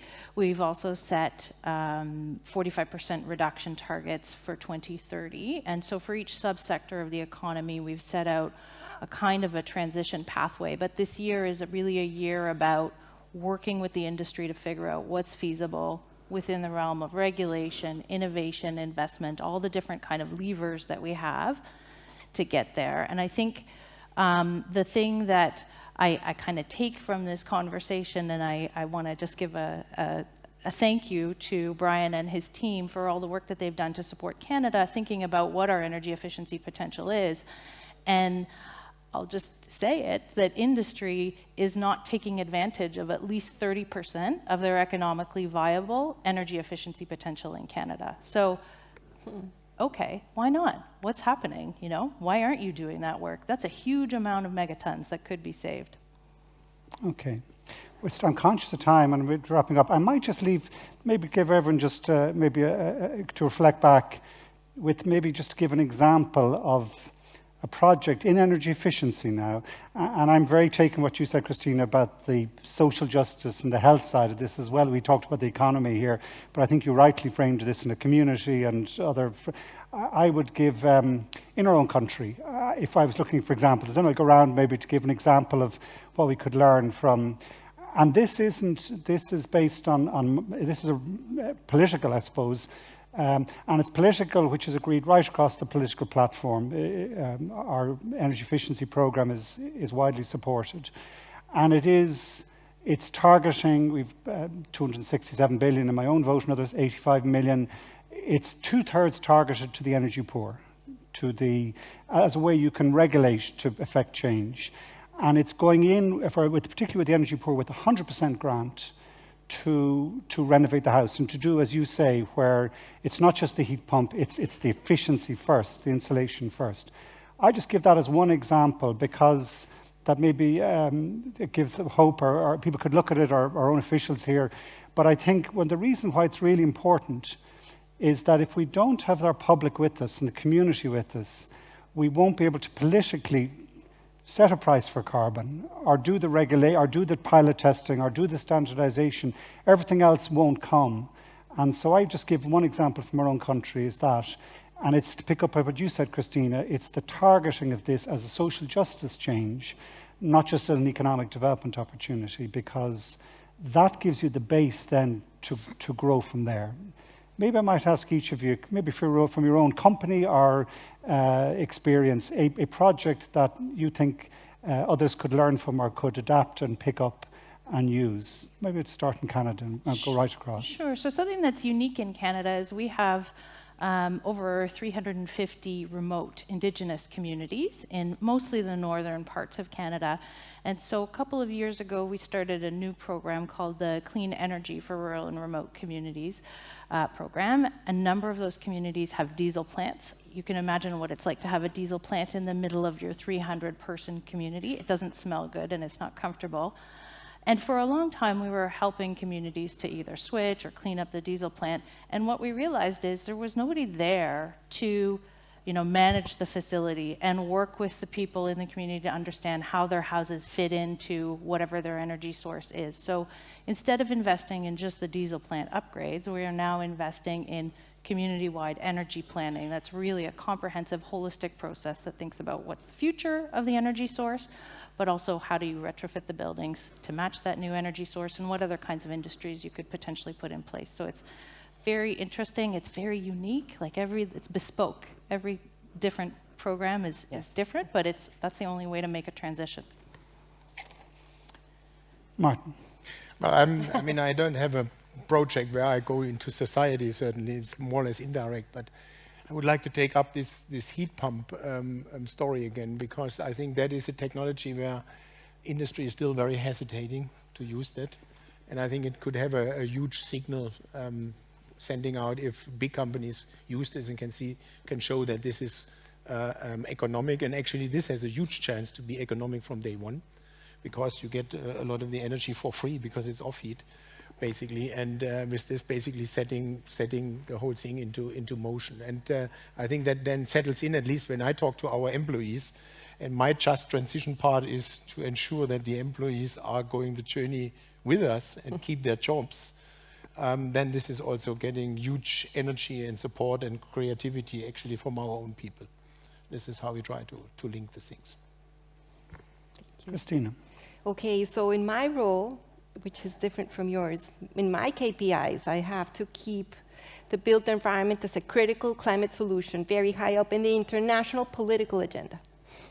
So this meeting has made me improve those results when I do my mid-year review. However, what I would like to say is that in that space, I would invite you to look at the Race to Zero and the Race to Resilience from the high-level climate champions, and look at those and join if you can. Also, from the World Green Building Council in 2016, through Advancing Net Zero, we started World GBC's Net Zero Carbon Buildings commitment. And I know we're done with commitments and we want action. So you can find in the website action from the signatories that are committing to the highest levels of energy efficiency today and getting a whole life carbon approach to the built environment by 2030. So showing beacons of light to show inspiration and creating more demand for the accelerating the transition. I am very keen on those, and the roadmaps that I mentioned is a project called Building Life, very European right now, but it's okay.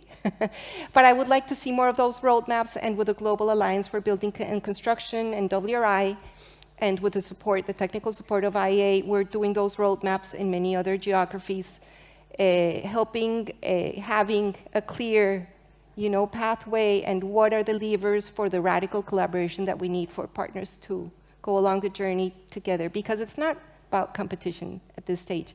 It is about sharing openly and accelerating for people to benefit and be part of the journey. Tom. Well, we talked about a lot. I'll bring up an aspect that hasn't been much up here during this day, I think, and it's the global merchant fleet. And we are deeply involved in decarbonizing the global merchant fleet to 50% up over the next decades. The interesting thing with that is that it pushes the boundary on technology in an exceptional way, and in partnerships, by the way, to your comment. And the toolbox that we have to work with, apart from multi-fuel and gas as a fuel and hydrogen for auxiliary power, we are working with air lubrication under the hull to get them go in a softer way through the water. We are working with navigation and big data and weather on the oceans in order to navigate with currents and wind conditions in the right way, and that in routing the right way, you can get 5% down on fuel consumption. And the last part of that toolbox is actually putting wings on ship. And when I say wings, it's instead of sails, because today sails doesn't work so well. It is an enormously complicated matter to solve in a short period of time, especially if you want to retrofit. But we expect to have actually wings in the order of magnitude of 40 meters height up on the first pilot ship. Well, it's a pilot project, it's not a pilot ship. It is a ro-ro ship, but out and sailing by 2025. And who would have thought that our marine team would hire aerodynamics engineers ever? And that's actually what we're doing. So how the world is spinning in a pace of innovation is unprecedented, and it's super exciting. Kelly. So for the Department of Energy, I'll refer back to the program that I mentioned earlier before, which is the Weatherization Assistance Program, where over the last 20 years, we've weatherized about 35,000 homes per year, which is now being elevated with the passage of the bipartisan infrastructure law to about 700,000 homes a year. Now that's specific to energy efficiency, but I do want to circle back to the importance of helping communities, and which is not limited only to energy efficiency. And I think that's one of the most exciting things about what's happening in the energy markets today is that this is about reaching out to communities. So we have programs called, a few programs in that area. The Energy Transitions Initiative, which helps rural and remote and indigenous communities to really build their own plan, and then to provide technical we at the Department of Energy provide technical assistance to help that, as well as a newer program we just reached out regarding the Communities LEAP program. That's local energy assistant planning, and that's where again we provide technical assistance to develop those plans, and then we leverage the funding that is available through the bipartisan infrastructure law, and we intend to help folks to deploy these plans and help them to implement these plans, help them get access to finance for these communities to actually make the change, and that is irreversible. And that's what we really are trying to focus on, is incorporating energy efficiency into the long-term energy and infrastructure planning. Well, thank you. It was very useful, and useful for me just as well to collect my thoughts in response to our conversation earlier. And I might just give a couple of closing thoughts, if I can, to what I think has been a really interesting and useful conversation. Firstly, I suppose we're very much here focused on North America and Europe because we're North American and European, and there's a whole range of different realities in this world in terms of meeting the Paris Climate Agreement will vary in so many different countries in different circumstances. But just to take a European and North American perspective, because that's where we come from on this platform, it seems to me that there was very interesting. What I really enjoyed, and Kelly, you picked it up earlier on, this issue about regulation and or not, or too much, or how will that hamper Europe, or will it? Is America getting it better in its entrepreneurial spirit? Just a couple of thoughts, if I can, on that, particularly from the energy efficiency side. Because energy efficiency is a strange characteristic that it's in everything, it's everywhere. It's lots of small behavioral decisions and small patterns of changes. The story in the political world for so long, from after the Second World War, was the regulatory one, social democratic. The state will deliver, the state will provide and guide and set the standards and so on. And then we lost faith in that in the late 70s, early 80s in America and in Europe. And we went then for 35 or 40 years for a market story. The market will. And there the regulation was almost dividing it away from politics to make it very market-orientated regulation to the market will solve your problems and meet your needs. And I don't think that story is fully credible today, because of the social justice issue that we have to consider, and because reliance just on the market has led us further down an unsustainable ecological path. But so there's some new story, or there's some new system evolving, hopefully, touch wood, please God, which is more ecological in its nature, which is both market and state. Mm-hmm. But actually it's not just those two. It is, I think, what come back to what you said, Christina, about community, or about it's about, and it's not about putting all the blame on the individuals, all the kind of, you're responsible. It is a mix of regulation and market signals. And it's a mix of what you said, Thomas, about your workers want this to happen. Where does that sort of imperative that your employees will say, I don't want to work for a company that's not being part of the solution, or indeed investors who increasingly do have this metric. How real is it? How strong is it? We'll have to wait and see. But it is there in terms of the financing of companies in 5 or 10 years' time will influence this. And that requires the transparency you mentioned, Christina. So I think, I mean, the really interesting question is, between Europe and America, which is closer to being a more successful system for energy efficiency? Maybe that's too simplistic. I'm not so sure, Tom or Martin, I would be as pessimistic in some ways, because what I hear from the tech industry side is Europe's starting to see loads of companies start to come up, innovative companies, these unicorns. We are starting to develop that entrepreneurial capability. And there is an issue about the difference in price. I had an industrialist came to me recently where they looked at the price of energy in Europe and the price of energy in the States. And there's now a differential because you have fracked gas and fracked oil and at scale and volume, which must be keeping the price down in your market. That's the key difference between the two, absolutely, as well as the price of carbon. Now, being different, will that be viable within the Paris Climate Agreement, or how will that difference in core prices, or how will the two systems, if everyone's agreed on the what, which is to step away from the use of those fossil fuels, will that change that business disadvantage Europe has at the moment? Will America or North America be able to continue to have that advantage and also meet the stock take on the Paris Climate Agreement and so on? I don't know. But I think what's more important is which will create an environment which encourages that testing and trialing. And that's to do with other cultural issues around the bigger story about this ecological transition is both market and state and community. And I think the more we test out some of this issue about what's the broad politics of the design of these systems is going to be critically important.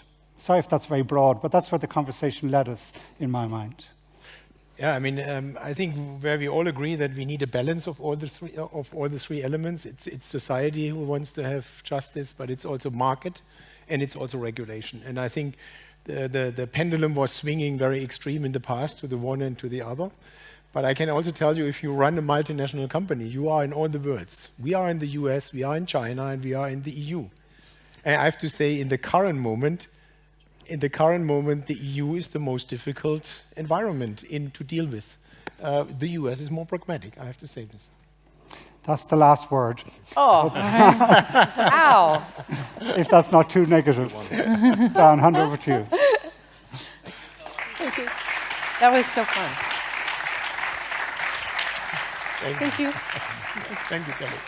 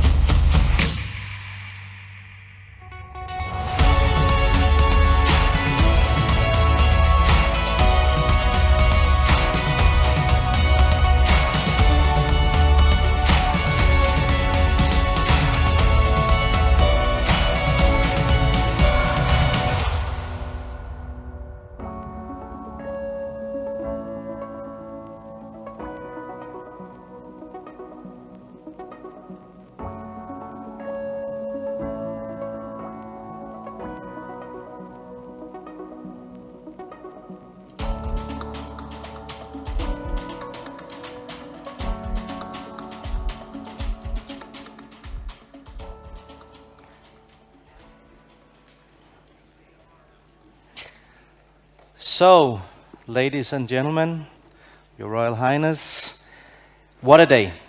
I think it's fair to conclude that we've established that the cleanest, the greenest, the cheapest energy is the energy you don't use. Now, to wrap up today's discussions, we have a distinguished panel. And I'd like to see on the stage Megan Woods, Minister of Energy and Resources from New Zealand. Minister Gudi Jedi Akbar, Minister of State for Power from Nigeria. Kadri Simpson, Commissioner for Energy, the European Union. Alfonso Blanco, Executive Director, OLAT.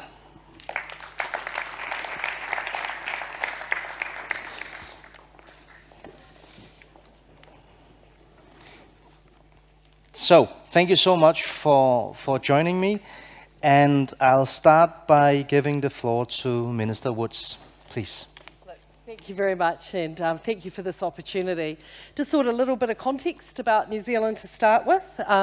New Zealand has a target of net zero by 2050, like many of the countries in this room. We also have some other targets there, which is 100% renewable electricity by 2030. We're at around 85–90% now, but our energy target is more challenging. We have work to do on industrial process heat. That's more around 40%. And one of the things that we are prioritising as a country is having a plan to do this in a way that is predictable and that it takes people with us, and also that it is a just transition and that we're not leaving communities behind. In 2019, we passed a Zero Carbon Act, which required us to set up an independent climate commission to set carbon emissions reduction plans with carbon budgets. And about 3 weeks ago, we had the first of these that were published, and that we also had the funding that goes with it. It's our Climate Emergency Response Fund, and that's a recycling of our emissions trading scheme. The revenue from that back into domestic abatement of what we need to do in our economy to cut emissions. But within cutting those emissions, energy efficiency is a very important component of what we need to do there. One of the big schemes that we've put in place in terms of energy and the heavy lifting that energy has to do for our first of our carbon budgets is around industrial and process heat, and that's the government investment in decarbonising industry. It's a fund where we work in partnership with business, mindful of the last conversation and panel that we just had, to incentivise through subsidy or loans for them to change out not only to decarbonise systems but also to efficient heat systems. So we've had a program underway from our Energy Efficiency and Conservation Authority, ECA, for a number of years that's worked with that and will continue to work with businesses. One of the champions of this, though, is that quietly working away for us for the last 20 years in New Zealand has been energy efficiency. And I think if we look at that, we have a scheme called E3, which is Equipment, Energy and Efficiency, which is a partnership scheme with Australia. So we have harmonisation with our neighbour, and that's looking at the energy efficiency products across both countries.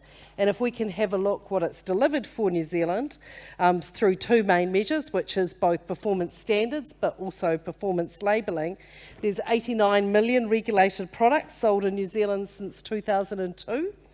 That it's removed 69.96 petajoules in energy savings, and it's avoided 2.7 million tonnes of carbon, and that has meant $1.7 billion in savings from avoided energy costs. Along with, we also have an insulation scheme that looks at energy efficient heat source going into residential homes.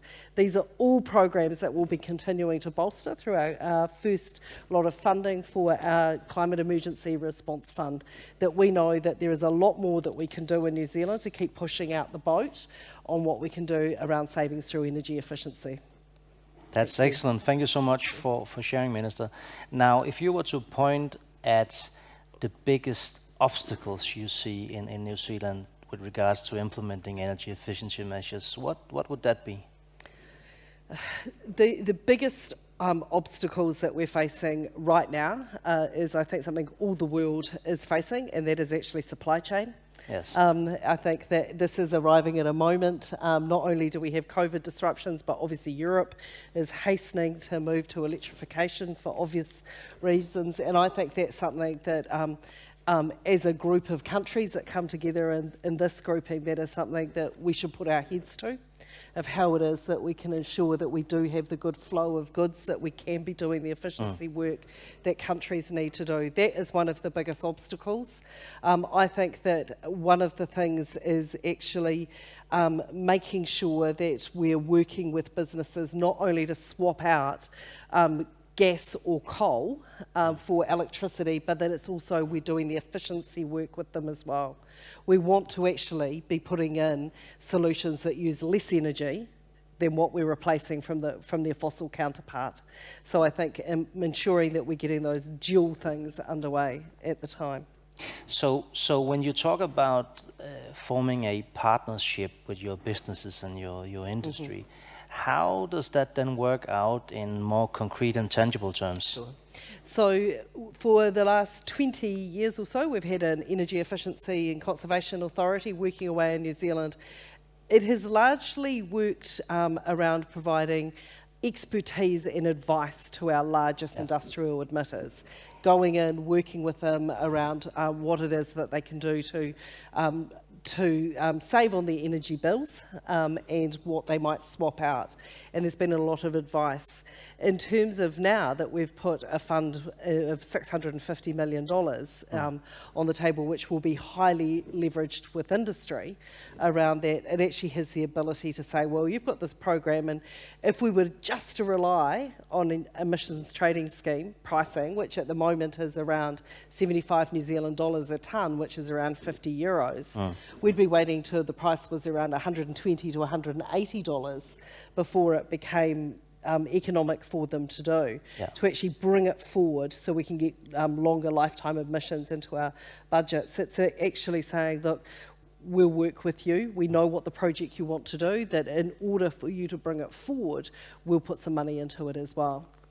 Do you experience resistance, or is it something that you feel your industry has embraced, this agenda? Yes, industry has embraced it. I think that they embraced it when it was a consultancy service. I know that we have our CE of our Energy Conservation Efficiency Conservation Authority with us here today. I think that there was probably more resistance when there wasn't some government money and support and partnership sitting on the table, that some of these things were pushed out with things that might happen one day. But now that actually there's a finite lifetime around this fund, that actually we're having people that are wanting to engage and bring things forward, as well as the very obvious kind of need to decarbonise. I think the fact that there is some incentive and some support and some partnership with government that will bring that forward has been something that has led to less resistance, should we put it that way. Interesting. Okay, well, thank you so much for that. And now we move on to Minister Akbar. The floor is yours. Thank you for having me. I'm glad to be here with all of us tonight. In Nigeria, we've done a whole lot in the area of rural and energy development and alternative power. Energy efficiency amounts to the use of less energy to perform the same task as more energy will perform. So efficiency in use of energy is our target. The government of Nigeria has progressively developed policies and regulations and sets of institutions to serve as drivers to achieve this energy efficiency. Nigeria has about renewable energy resources and energy efficiency potentials for socio-economic and development of the entire country. We have, some of these include the National Renewable Energy Agency, National Efficiency Agency Action Plan, National Renewable Energy Action Plan, Sustainability Energy for All, SE for All, and the mini grid program, regulation programs. These are all regulations to help project policies towards renewable energy and free and accessible and affordable energy for the Nigerian population. The Nigerian electricity vision of 30-30-30 targets achieving 30 gigawatts of electricity by the year 2030, with at least 30% contributions from renewable energy. And Nigeria is under the climate change commitment also seeks to reduce its greenhouse gases unconditionally by 20% and conditionally by 45% in accordance with the Paris Agreement through its national development contributions. We are in the process of developing energy affordable and accessible to the people of Nigeria.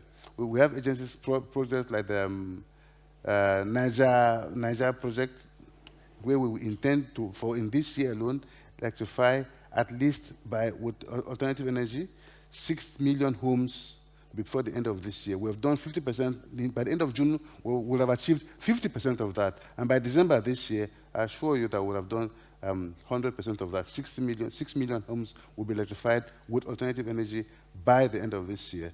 And it's progressive. Each year we have targets and we hope to meet that. At COP26, we committed to 2060, not 2030 or 2050 like other countries, but our president committed to 2060, and we're working assiduously towards achieving that. I know we'll get there gradually. Before you ask me what our problems are, I'll answer them. You're going to ask that. That's efficient. So you're taking your place now. We have problems with funding. agencies and developed countries like these ones we are in have promised assistance, promised funding. We don't get them. Yeah. So we're expecting and hoping and praying and begging for these funds to come in so we can carry out these things and meet the standards of the world, standards of renewable energy, standards of free, affordable energy for the Nigerian people. We want to use Nigeria as an example for Africa, especially sub-Saharan Africa. If we our population is quite large and our consumption is quite high, but the emission is lower in our countries than developed countries. But we want to meet what the developed countries have, and we need your help in every way to finance these projects, but we're ongoing. Well, I think that is a problem that we have heard described from many African countries, that they actually have the projects, they're ready to get investors in there and get the money working and implement the ideas. And the paradox is that when you talk to many institutional investors out there on the market, they say they have the money and they want to invest them. So there's a missing link somehow. Do you have any idea what we can do as countries, decision makers, to make this flow of capital be more efficient? In my opinion, I think we're playing double standards somewhere there.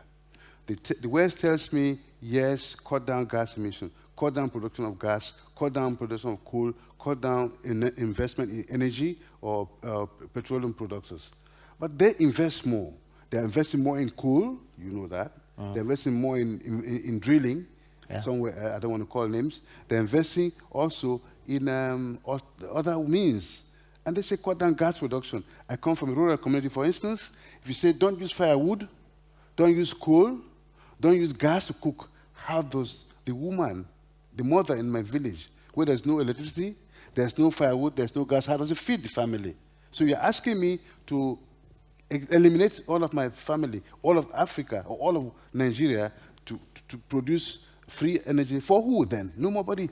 I produce for you or for me when the people are all dead. They can't even cook food when there's no gas. You understand? So I think the link is there because there's a double standard somewhere. Somebody's telling me I have the money, I have the invest. Come and invest. He says, okay, I'm coming, but you don't produce gas no more. You don't produce fuel. You don't invest no more in this. You don't invest in coal production. But yeah, you are investing in coal. You are expanding your gas production. You're expanding your oil and gas drillings. Where does that leave us? So we need to reconcile those contradictions to be able to move forward, if my opinion is something to go by. But Minister, apart from being here and arguing your case very persuasively, what else do you do as a government to attract these investments? We've given very free, very generous facilities and very generous incentives. These monies, if invested, when invested, first are tax-free. You can repatriate whatever comes out of it. You can also expand your scope of sphere of influence. You can also affect the lives of the people. We talk about people. Sure. So when you're investing in this, you are investing in people and developing the economy and growing the world and making it a safer place for everybody to live in, not just the investor himself. So these conditions are all there, and it's a win-win situation for both the investor and the recipient of the investments.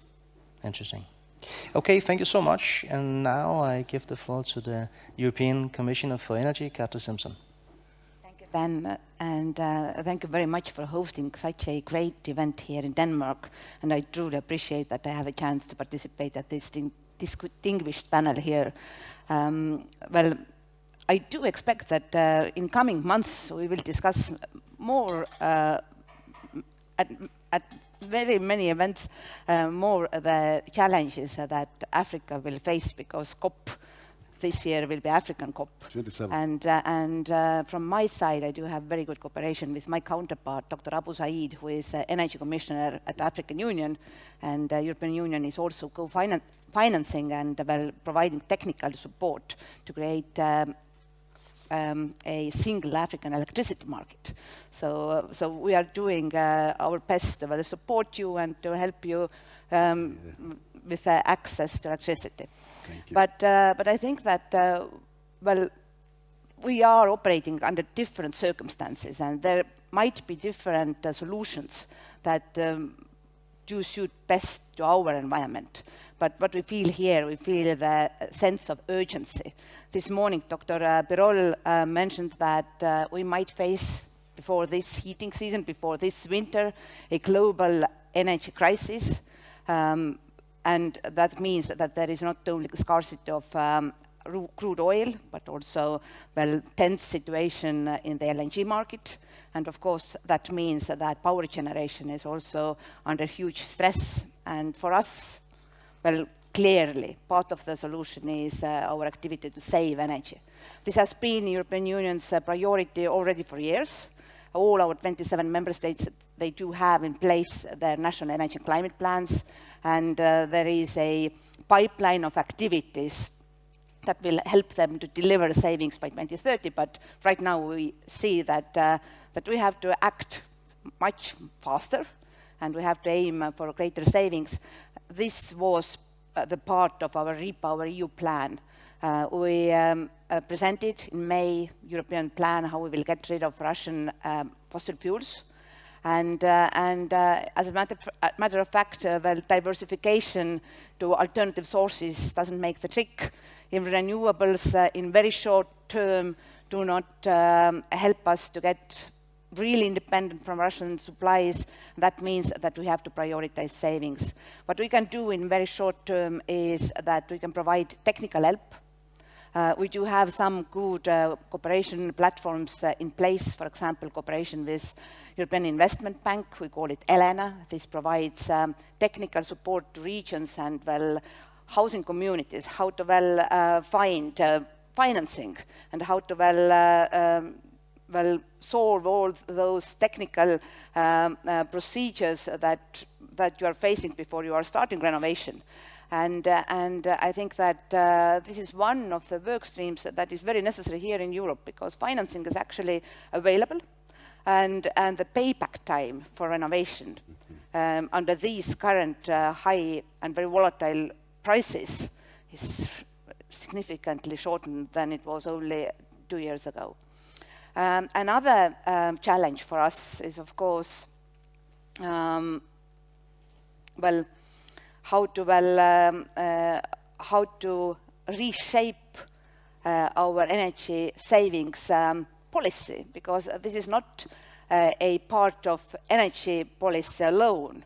This is also a part of social policy, because we have to help these households who are well, facing the troubles, how they will pay their bills. Usually these people are living in the conditions that badly need renovation, but, well, they do face difficulties how to front load investments. So this is part of social discussion. We are also facing the problem that if there is financing available and will do that, from where will you find skilled people? A handyman who knows how to install heat pump, for example. And that is also part of our discussions, how to rescale and educate necessary workforces, and we do need many of them. And then financing, this has to be part of a discussion that our finance ministers will have. And on top of that, I think that right now, because we are facing 3 challenges, climate challenge, high prices, and security of supply risk, it has to be a prominent part of debates that our leaders will have in next months.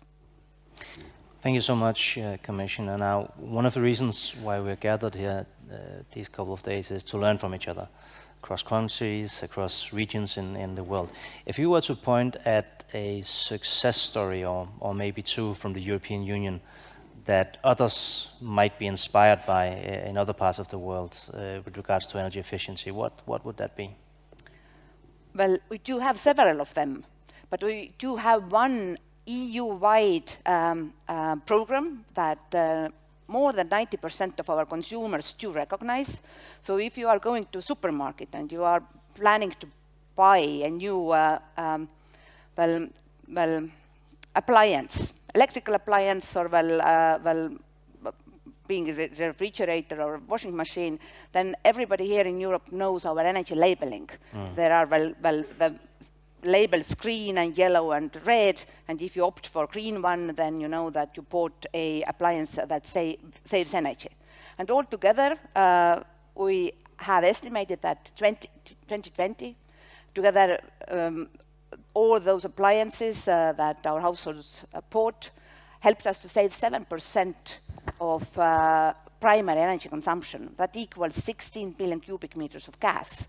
And on top of that, that also means significant savings for households. So we calculate that that every household saved annually 450 euros because they are using the highest energy-saving standard equipment. And this has also mobilized our industry to do research and innovation and to provide to the market the highest and most modern equipment, because you are only then granted with the best labeling. I totally agree with you that that is something that we can be proud of now. I also said this earlier today, but I really do think that there's reasons to applaud the ambition of the European Commission and your work in particular. The Fit for 55 package is extremely ambitious. It'll be difficult to get adopted and implement, but it's necessary for us to reach our at least 55% reduction goal in 2030. And of course, with the present situation where we want to also be free of gas and oil from Russia, it's even more relevant. One important part of this package is, of course, the Energy Efficiency Directive. It's an important legislation. It's a complex legislation. But maybe if it's not too difficult, can you, in a few words, tell us the most important parts of this legislation that you've proposed? Well, indeed, last summer we proposed Fit for 55 package, and this is one of the most ambitious packages European Commission has ever proposed. Yeah. There are several legislative proposals, and if we will achieve everything that was proposed last year, then basically by 2030, European Union will consume 30% less natural gas than we consumed 2020.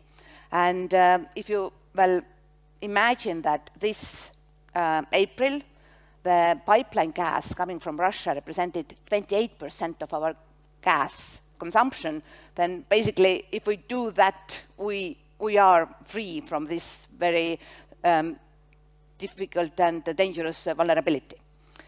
What will we do? We will replace partially fossil fuels with renewables, and I truly hope that our even higher targets now will be achievable with the help of the permitting proposal. So we will shorten permitting. But we also prioritize energy savings, and we do have EU target how we will keep our economy going, but doing this in more efficient way, and we do believe that this is part of our growth strategy. Just a smarter way to consume energy, and as we heard in earlier panels, it actually makes economic sense. I think that important is to acknowledge that according to our proposal, every member state, each and every member state will have their unique target. So altogether, we will achieve our, target to, reduce CO2 emissions by 55%, but each member state has different energy portfolio. They do have different starting positions, and that's why we will discuss with governments what they can do. And some member states are extremely ambitious. They have done a lot already. So if you're traveling across Europe, you do see even the building stocks are different. Sure. In some member states, when you enter hotels, then you think that they just left a window open because they wanted to let in fresh air, but it was not the case. It was just not insulated building. And here you even feel here in big storehouse that you have thought about how to insulate buildings. Well, there's no doubt that the whole Fit for 55 package is extremely ambitious, and it's also holistic, meaning that you need to really adopt all of the different measures. And if you take one out, well, you basically need to put something different in. Otherwise, we won't reach our targets. But if you were to say something more specifically on the energy efficiency directive, because I think that's probably one of the more controversial parts of this, these proposals. I definitely personally support everything you've put forward, more or less, and so does the Danish government. But it's probably also fair to say that this has caused some discussion in the Council at least, and I'm sure also in the European Parliament. As one of the authors of the proposal, what would you say are the most important things that needs to stay in there, that you hope will still be in there when the negotiations are finalized? Well, as a author of proposal, I will defend it word by word. Word by word, and well, I do my utmost to explain member states that this is necessary, because indeed, well, they are the ones who have to well deliver, and I do hope that I will receive a strong support from European Parliament. So actually, the one who is responsible for negotiations from Parliament side is your very good well colleague from the past, Niels Fuglsang, who is rapporteur. So he is really even asking for higher ambition. You know what? He used to work for me, and now he's more important than me. Yeah, That's what happens, right? That happens with all of us one day. So he is really a great support, and I think that well, we will not achieve spontaneous energy saving activity unless governments are really providing the private sector predictability, and also they have to incentivize the actions. So you can provide tax reliefs for even retrofitting.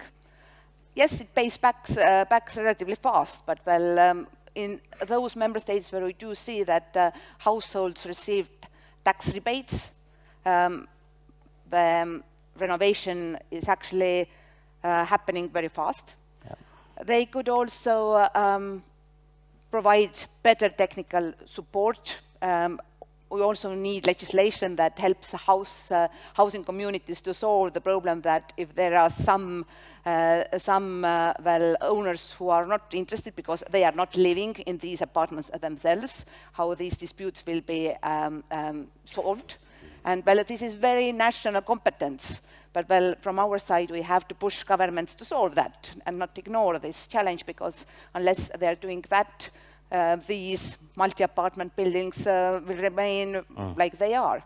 And lots of small steps where governments do have the power to encourage private sector.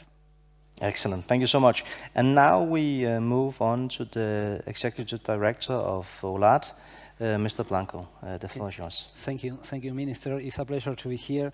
I really appreciate the opportunity to be part of the most important conference on energy efficiency today in the capital city of the energy efficiency, Söderborg. I want to make a quick reference of the role of Latin America and the Caribbean in the global energy sector.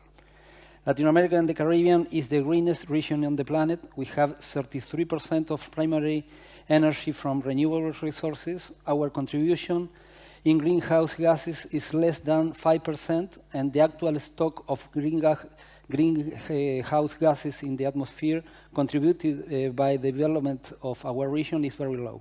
Nevertheless, we are one of the most vulnerable regions in the world to climate change. However, Latin America and the Caribbean are committed to climate actions and international agreements.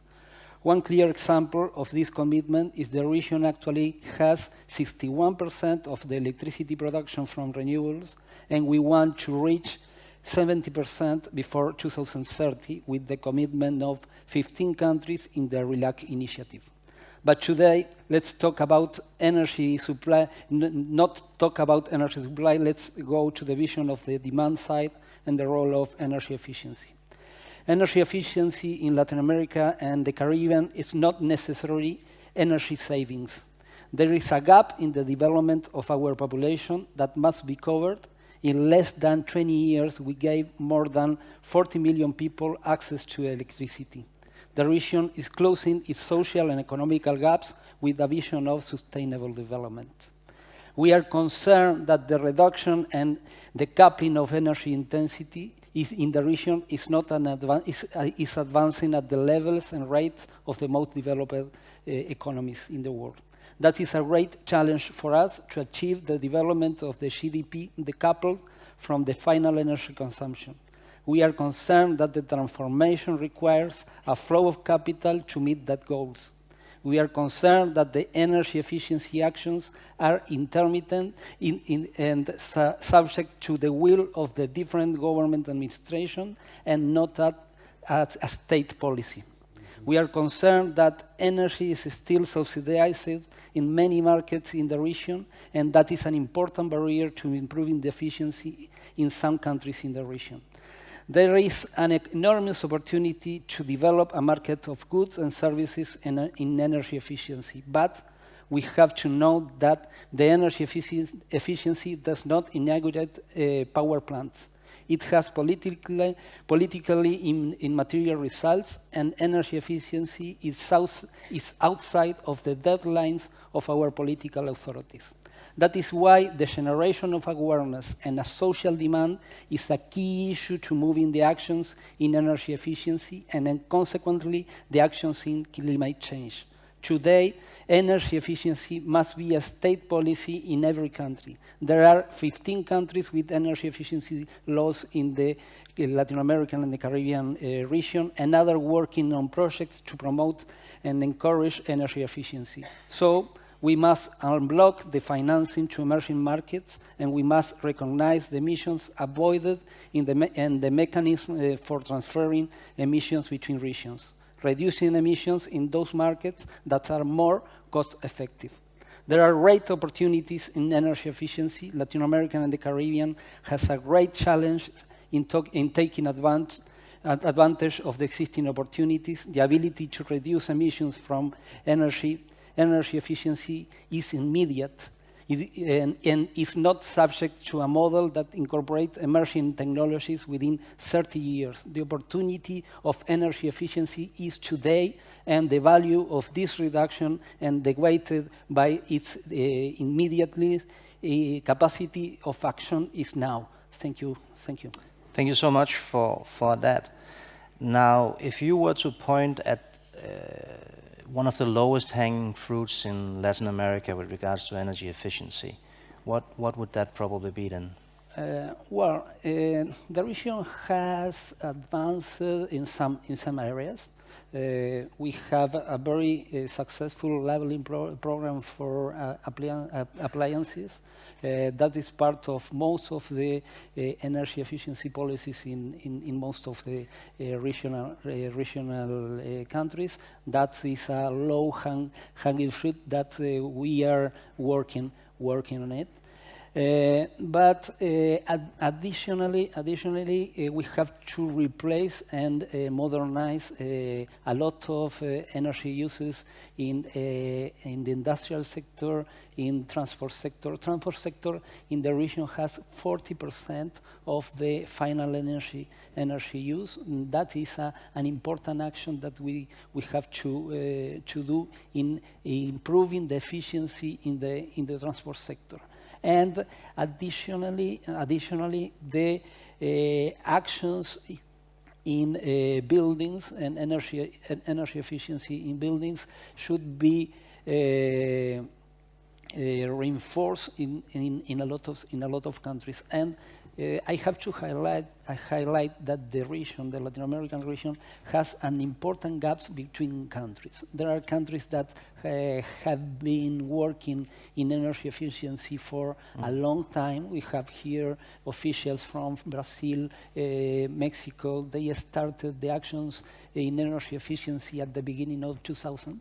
And there are countries that have develop a very strong policies in energy efficiency, but there are some countries that are have to move move forward in energy efficiency. The problem is, I said in my speech, the problem is that we don't have a state policy in some countries, and that is part of the willingness of the government administration, and we have to establish, because energy efficiency is a long-term vision.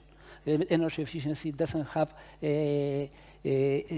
immediate political results, and for that reason, we have to establish long-term state policies, very with resources for energy policies in the region.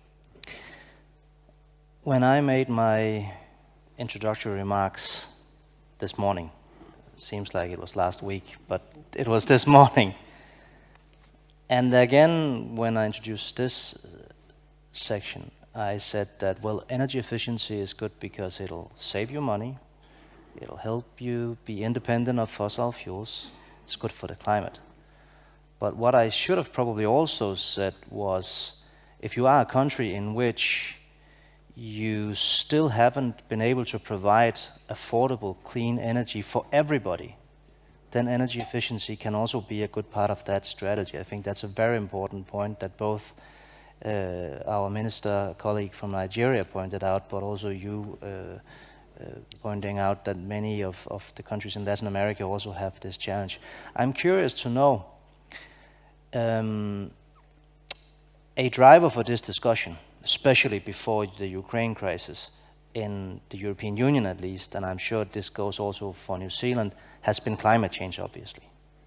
But I also know that it's easier to talk about climate change and be idealistic when you spend and use too much energy. It's probably a little bit more controversial and difficult in a country where you don't even have the possibility of giving energy to everybody. So can you maybe elaborate a little bit on those points? Maybe you first, Minister Akbar. Yeah, it's quick, Mayor, as it is. You see, the affordability of the energy in the first instance must be considered. Do we have enough of it, and can the populace afford it? Yes. If we can make it affordable, cheap, clean, and affordable, we can now be able to penetrate to the populace who requires it and keep to climate change.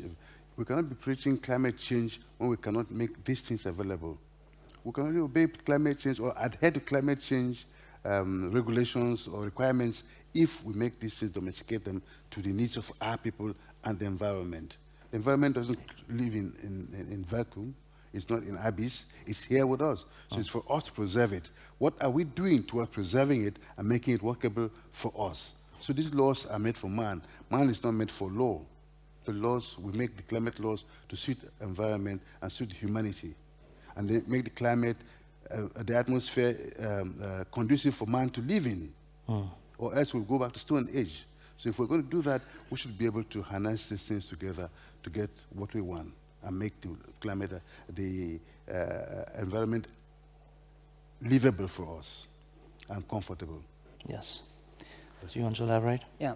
I can give some examples regarding what are the drivers behind energy efficiency, at least in the Latin American and the Caribbean region. In 2005, I was responsible to develop the program of energy efficiency in Uruguay, a small country, 3 million people, in the south of the continent. And the driver was not climate change. The driver was the energy efficiency was part of cost reductions for companies. Was part of the energy independence of the country. We were a complete importer of oil, and we had to decouple our economy from oil imports. And we had to work in the behaviors and the demand side, because we had an stressed electrical system. No, Now, Uruguay has a very strong actions in energy efficiency because the economic part of the energy efficiency with very high prices of energy efficiency is a business itself. No, but there are other countries in the region where the prices of energy is completely subsidized, and the cost of energy is not in the mind of the people. That this kind of change of behavior is very difficult, and it's very difficult to internalize the climate change actions too. Because if you don't have a real perspective about the real cost of energy, it's very difficult to move forward in energy efficiency policies. In that sense, the economical barriers are at the beginning of energy efficiency in each country. Interesting points. Last year, I had the honor of chairing a commission on people-centered transition, or just transition, of the IEA, and many of you here participated in it. And one of the conclusions, I think, from almost all countries that we had engaged in that discussion was that if the energy transition that we need is not a just transition, that just won't be a transition.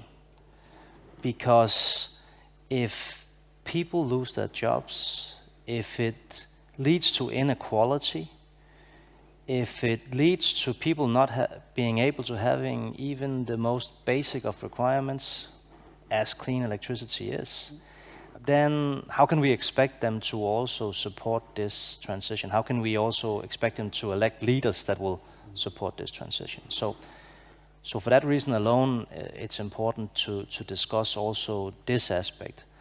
I would also say, though, from a moral standpoint, it would be very unfair and very unjust if the countries in the developing world that did not create this problem were also the ones having to pay the most to solve the problem. Yeah. And, by the way, also the ones hit the hardest by the climate effects. Thank you.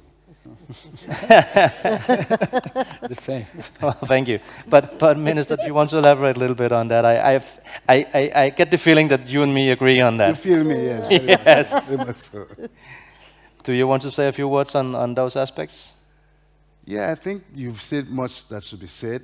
It's unfair to ask the countries that are not, who are producing or emitting the least of this carbon dioxide to pay for it. Yeah. And we are suffering it.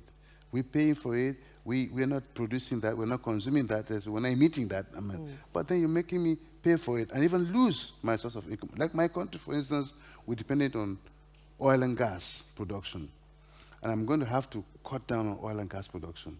We're going to cut the crude oil production, all of that. We're not doing coal no more. And then I've suffered those three energies. Our economy is based, 90% based, foreign exchange based on the sale of crude oil and gas. And if I give up all of that, what do I make up for it? Yeah. What is there for my country from all of these policies? We're prepared to cooperate, we're willing to cooperate, we want to live in a clean and good world with every other person, but what is in it for us? So we should be thinking of that on that lines, because we want to live together, but let's think on those lines, how do we go forward from there? Yeah. So Minister Woods, I know that this is also an issue close to your heart, and you are a member also of BOGA, Beyond Oil and Gas Alliance, that was founded by Denmark and Costa Rica. And just as we will have to experience in Denmark a transformation where when we stop extraction of oil and gas, thousands of people will have to find another job. Yeah. You face the same challenges. Can you say a little bit about how you will manage that? Yeah, so New Zealand ended the granting of new exploration permits for offshore oil and gas in 2018. There's one region of New Zealand, particularly on the east coast of the North Island, for those of you that know New Zealand, where there is a large industry and a large number of people that have been employed in those jobs. So we've been going through a process with the local community, a Just Transitions program. What do we need to do to reskill the workforce that is there? What is the economic development that needs to happen?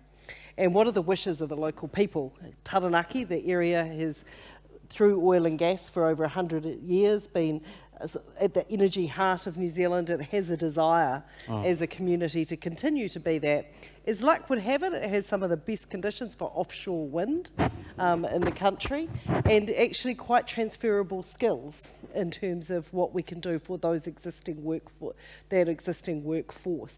We're going through a process of working out what we need to do in terms of the workforce, what the long-term plan looks like in terms of the existing permits running out, and what we need to do to ensure that community has a managed and planned transition away from oil and gas, that we don't just leave people to fall off the cliff, and for it to be working people that pay the price of this as they go through it. I think there's a really exciting future for that region, and I think they're excited about it as well.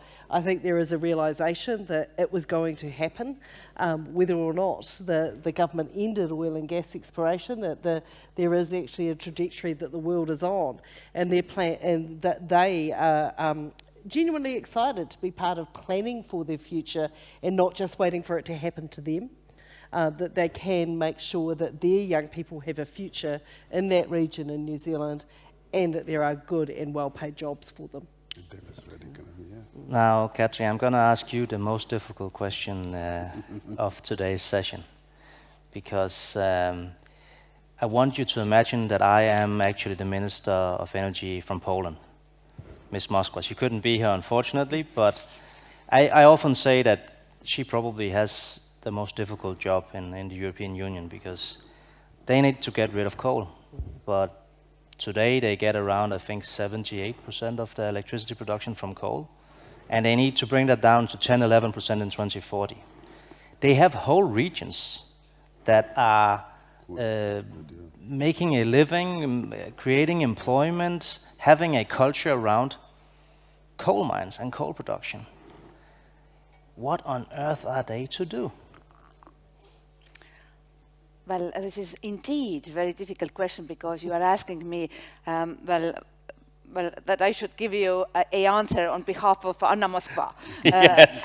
But this is a challenge in several EU member states, that we still have those proud communities, mining communities, who are taking care of their security of supply. So this is a very dangerous profession. There are clear health risks to the local communities, not only the ones who are going underground, but also their families.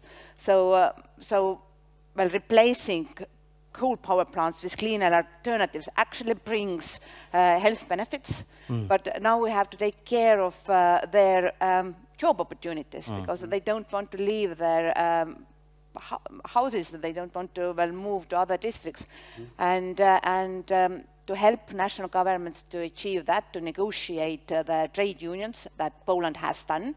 Well, we have created a Just Transition platform. So Poland negotiated with their unions. They agreed that by 2049 they will not use in power generation coal anymore. This is 27 years, and how many professions do we have actually which are receiving these kind of guarantees that you will have a job? Well, maybe teachers or health workers, so they know that they will be needed forever. And we are also helping them to co-finance this transition, because in Poland in 1990 they had 400,000 mining workers. Now there is a little bit more than 100. So this transition is ongoing, and what we can help them to attract new jobs, clean jobs. Well, Poland is leader in Europe. They are producing electric buses. They are very interested about hydrogen. Sure. And I guess for these specific households, we have to provide them alternatives. For example, their heating comes from coal. They do have individual coal boilers. So you don't want to replace something that you you know that, well, I mine the coal and this is granted, well, day and night. You don't want to replace it with imported goods. So heat pumps should be, well, valid alternatives. Heat pumps if they are produced in the same region.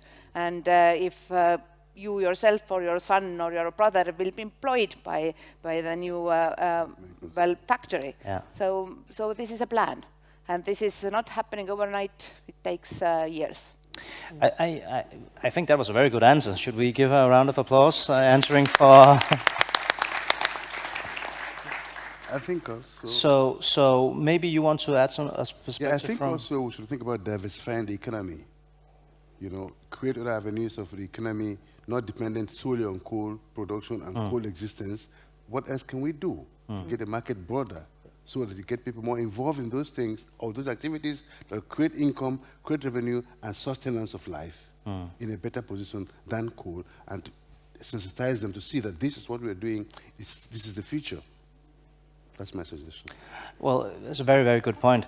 Can I also say that one of the reasons why we thought it was so important to invite you here to Sønderborg instead of Copenhagen was to show you that we will create jobs in all parts of Denmark with the green transformation that we're going through. And it's important, I think, because we will never get people to support it if we don't acknowledge that people more or less live where they live, have the skills that they have. I'm not saying that you cannot get new skills. I'm not saying that you cannot move. Obviously you can, but if you want people on board, you need to also understand that you are dealing with something so essential for people, their jobs, that you need to be really careful how you frame the narrative.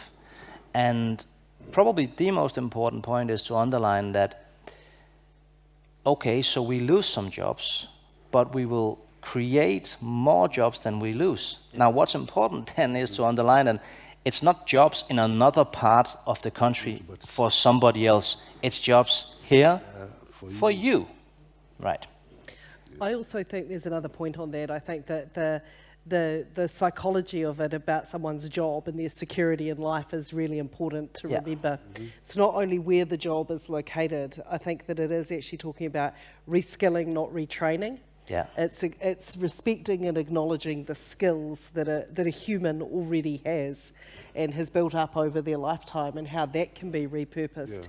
And that's where I think that policies like micro-credentialing in education, rather than having to do whole new qualifications, become really important, so that you're working with a person just to add a little bit on to the skills that they already have, and respecting that in the person. Excellent point, yeah. Yeah.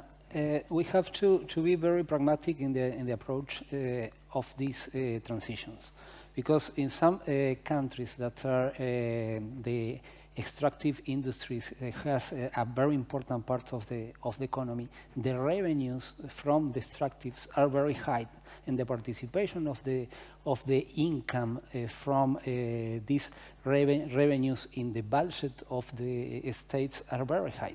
For example, in the Latin American region, we have some budgets that are based in revenues in oil and gas more than 30%, and that is an important issue that we have to manage in the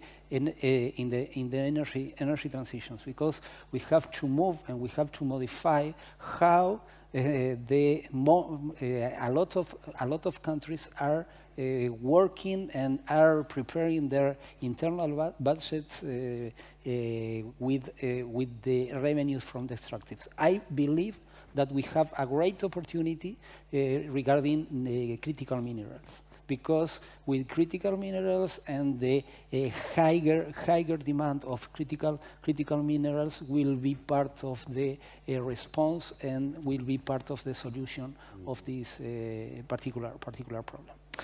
On that excellent point, let's conclude this session. Please give a round of applause for our... Thank you. Now, we have talked a lot. We've heard a lot about good solutions, and tomorrow we will actually have the possibility to go see some of them. So please, I hope that you will all join us for the different field trips that's been planned for tomorrow. To conclude today's sessions, none other than my good friend, Dr. Fatih Birol. Fatih.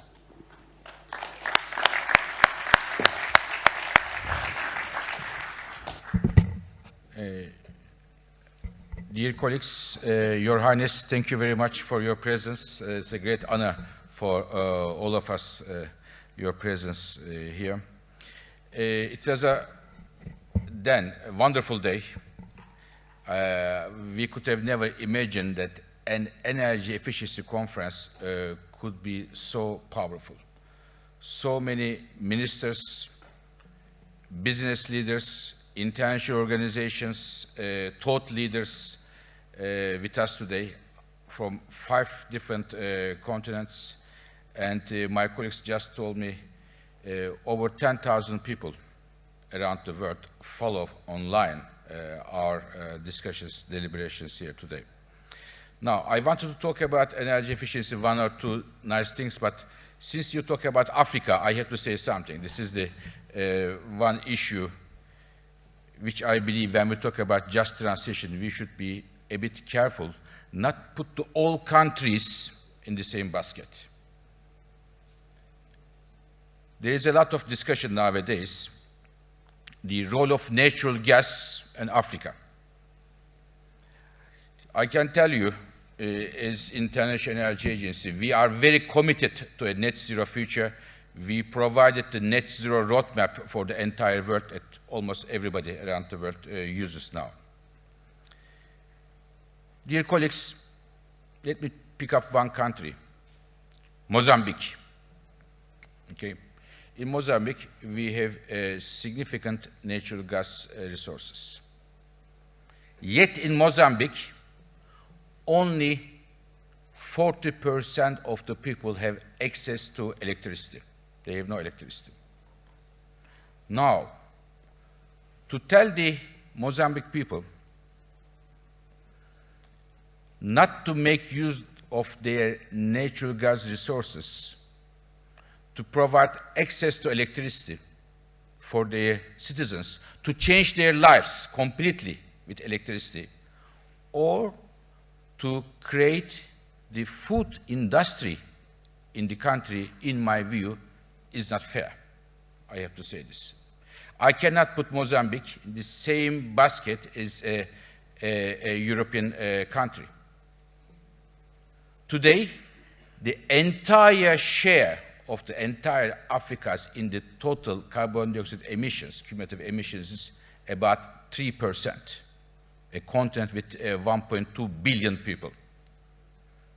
And we have calculated, if all the current gas projects in Africa would be implemented, it's impossible, if they would implement it, the share of Africa in the global CO2 emissions would go from 3% to even only to 3.5%, which is nothing.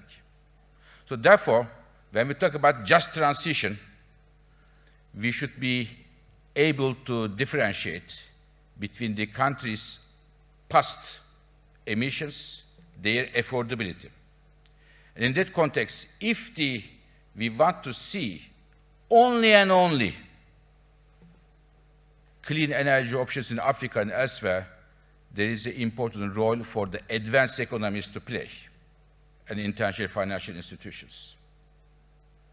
And here, if we want to talk about a collective responsibility, if we want to bring to all the countries together, I think we should need to pay a close attention to Africa's needs, African people's needs, and what they can achieve, and what is the role of advanced countries to support the African clean energy transitions.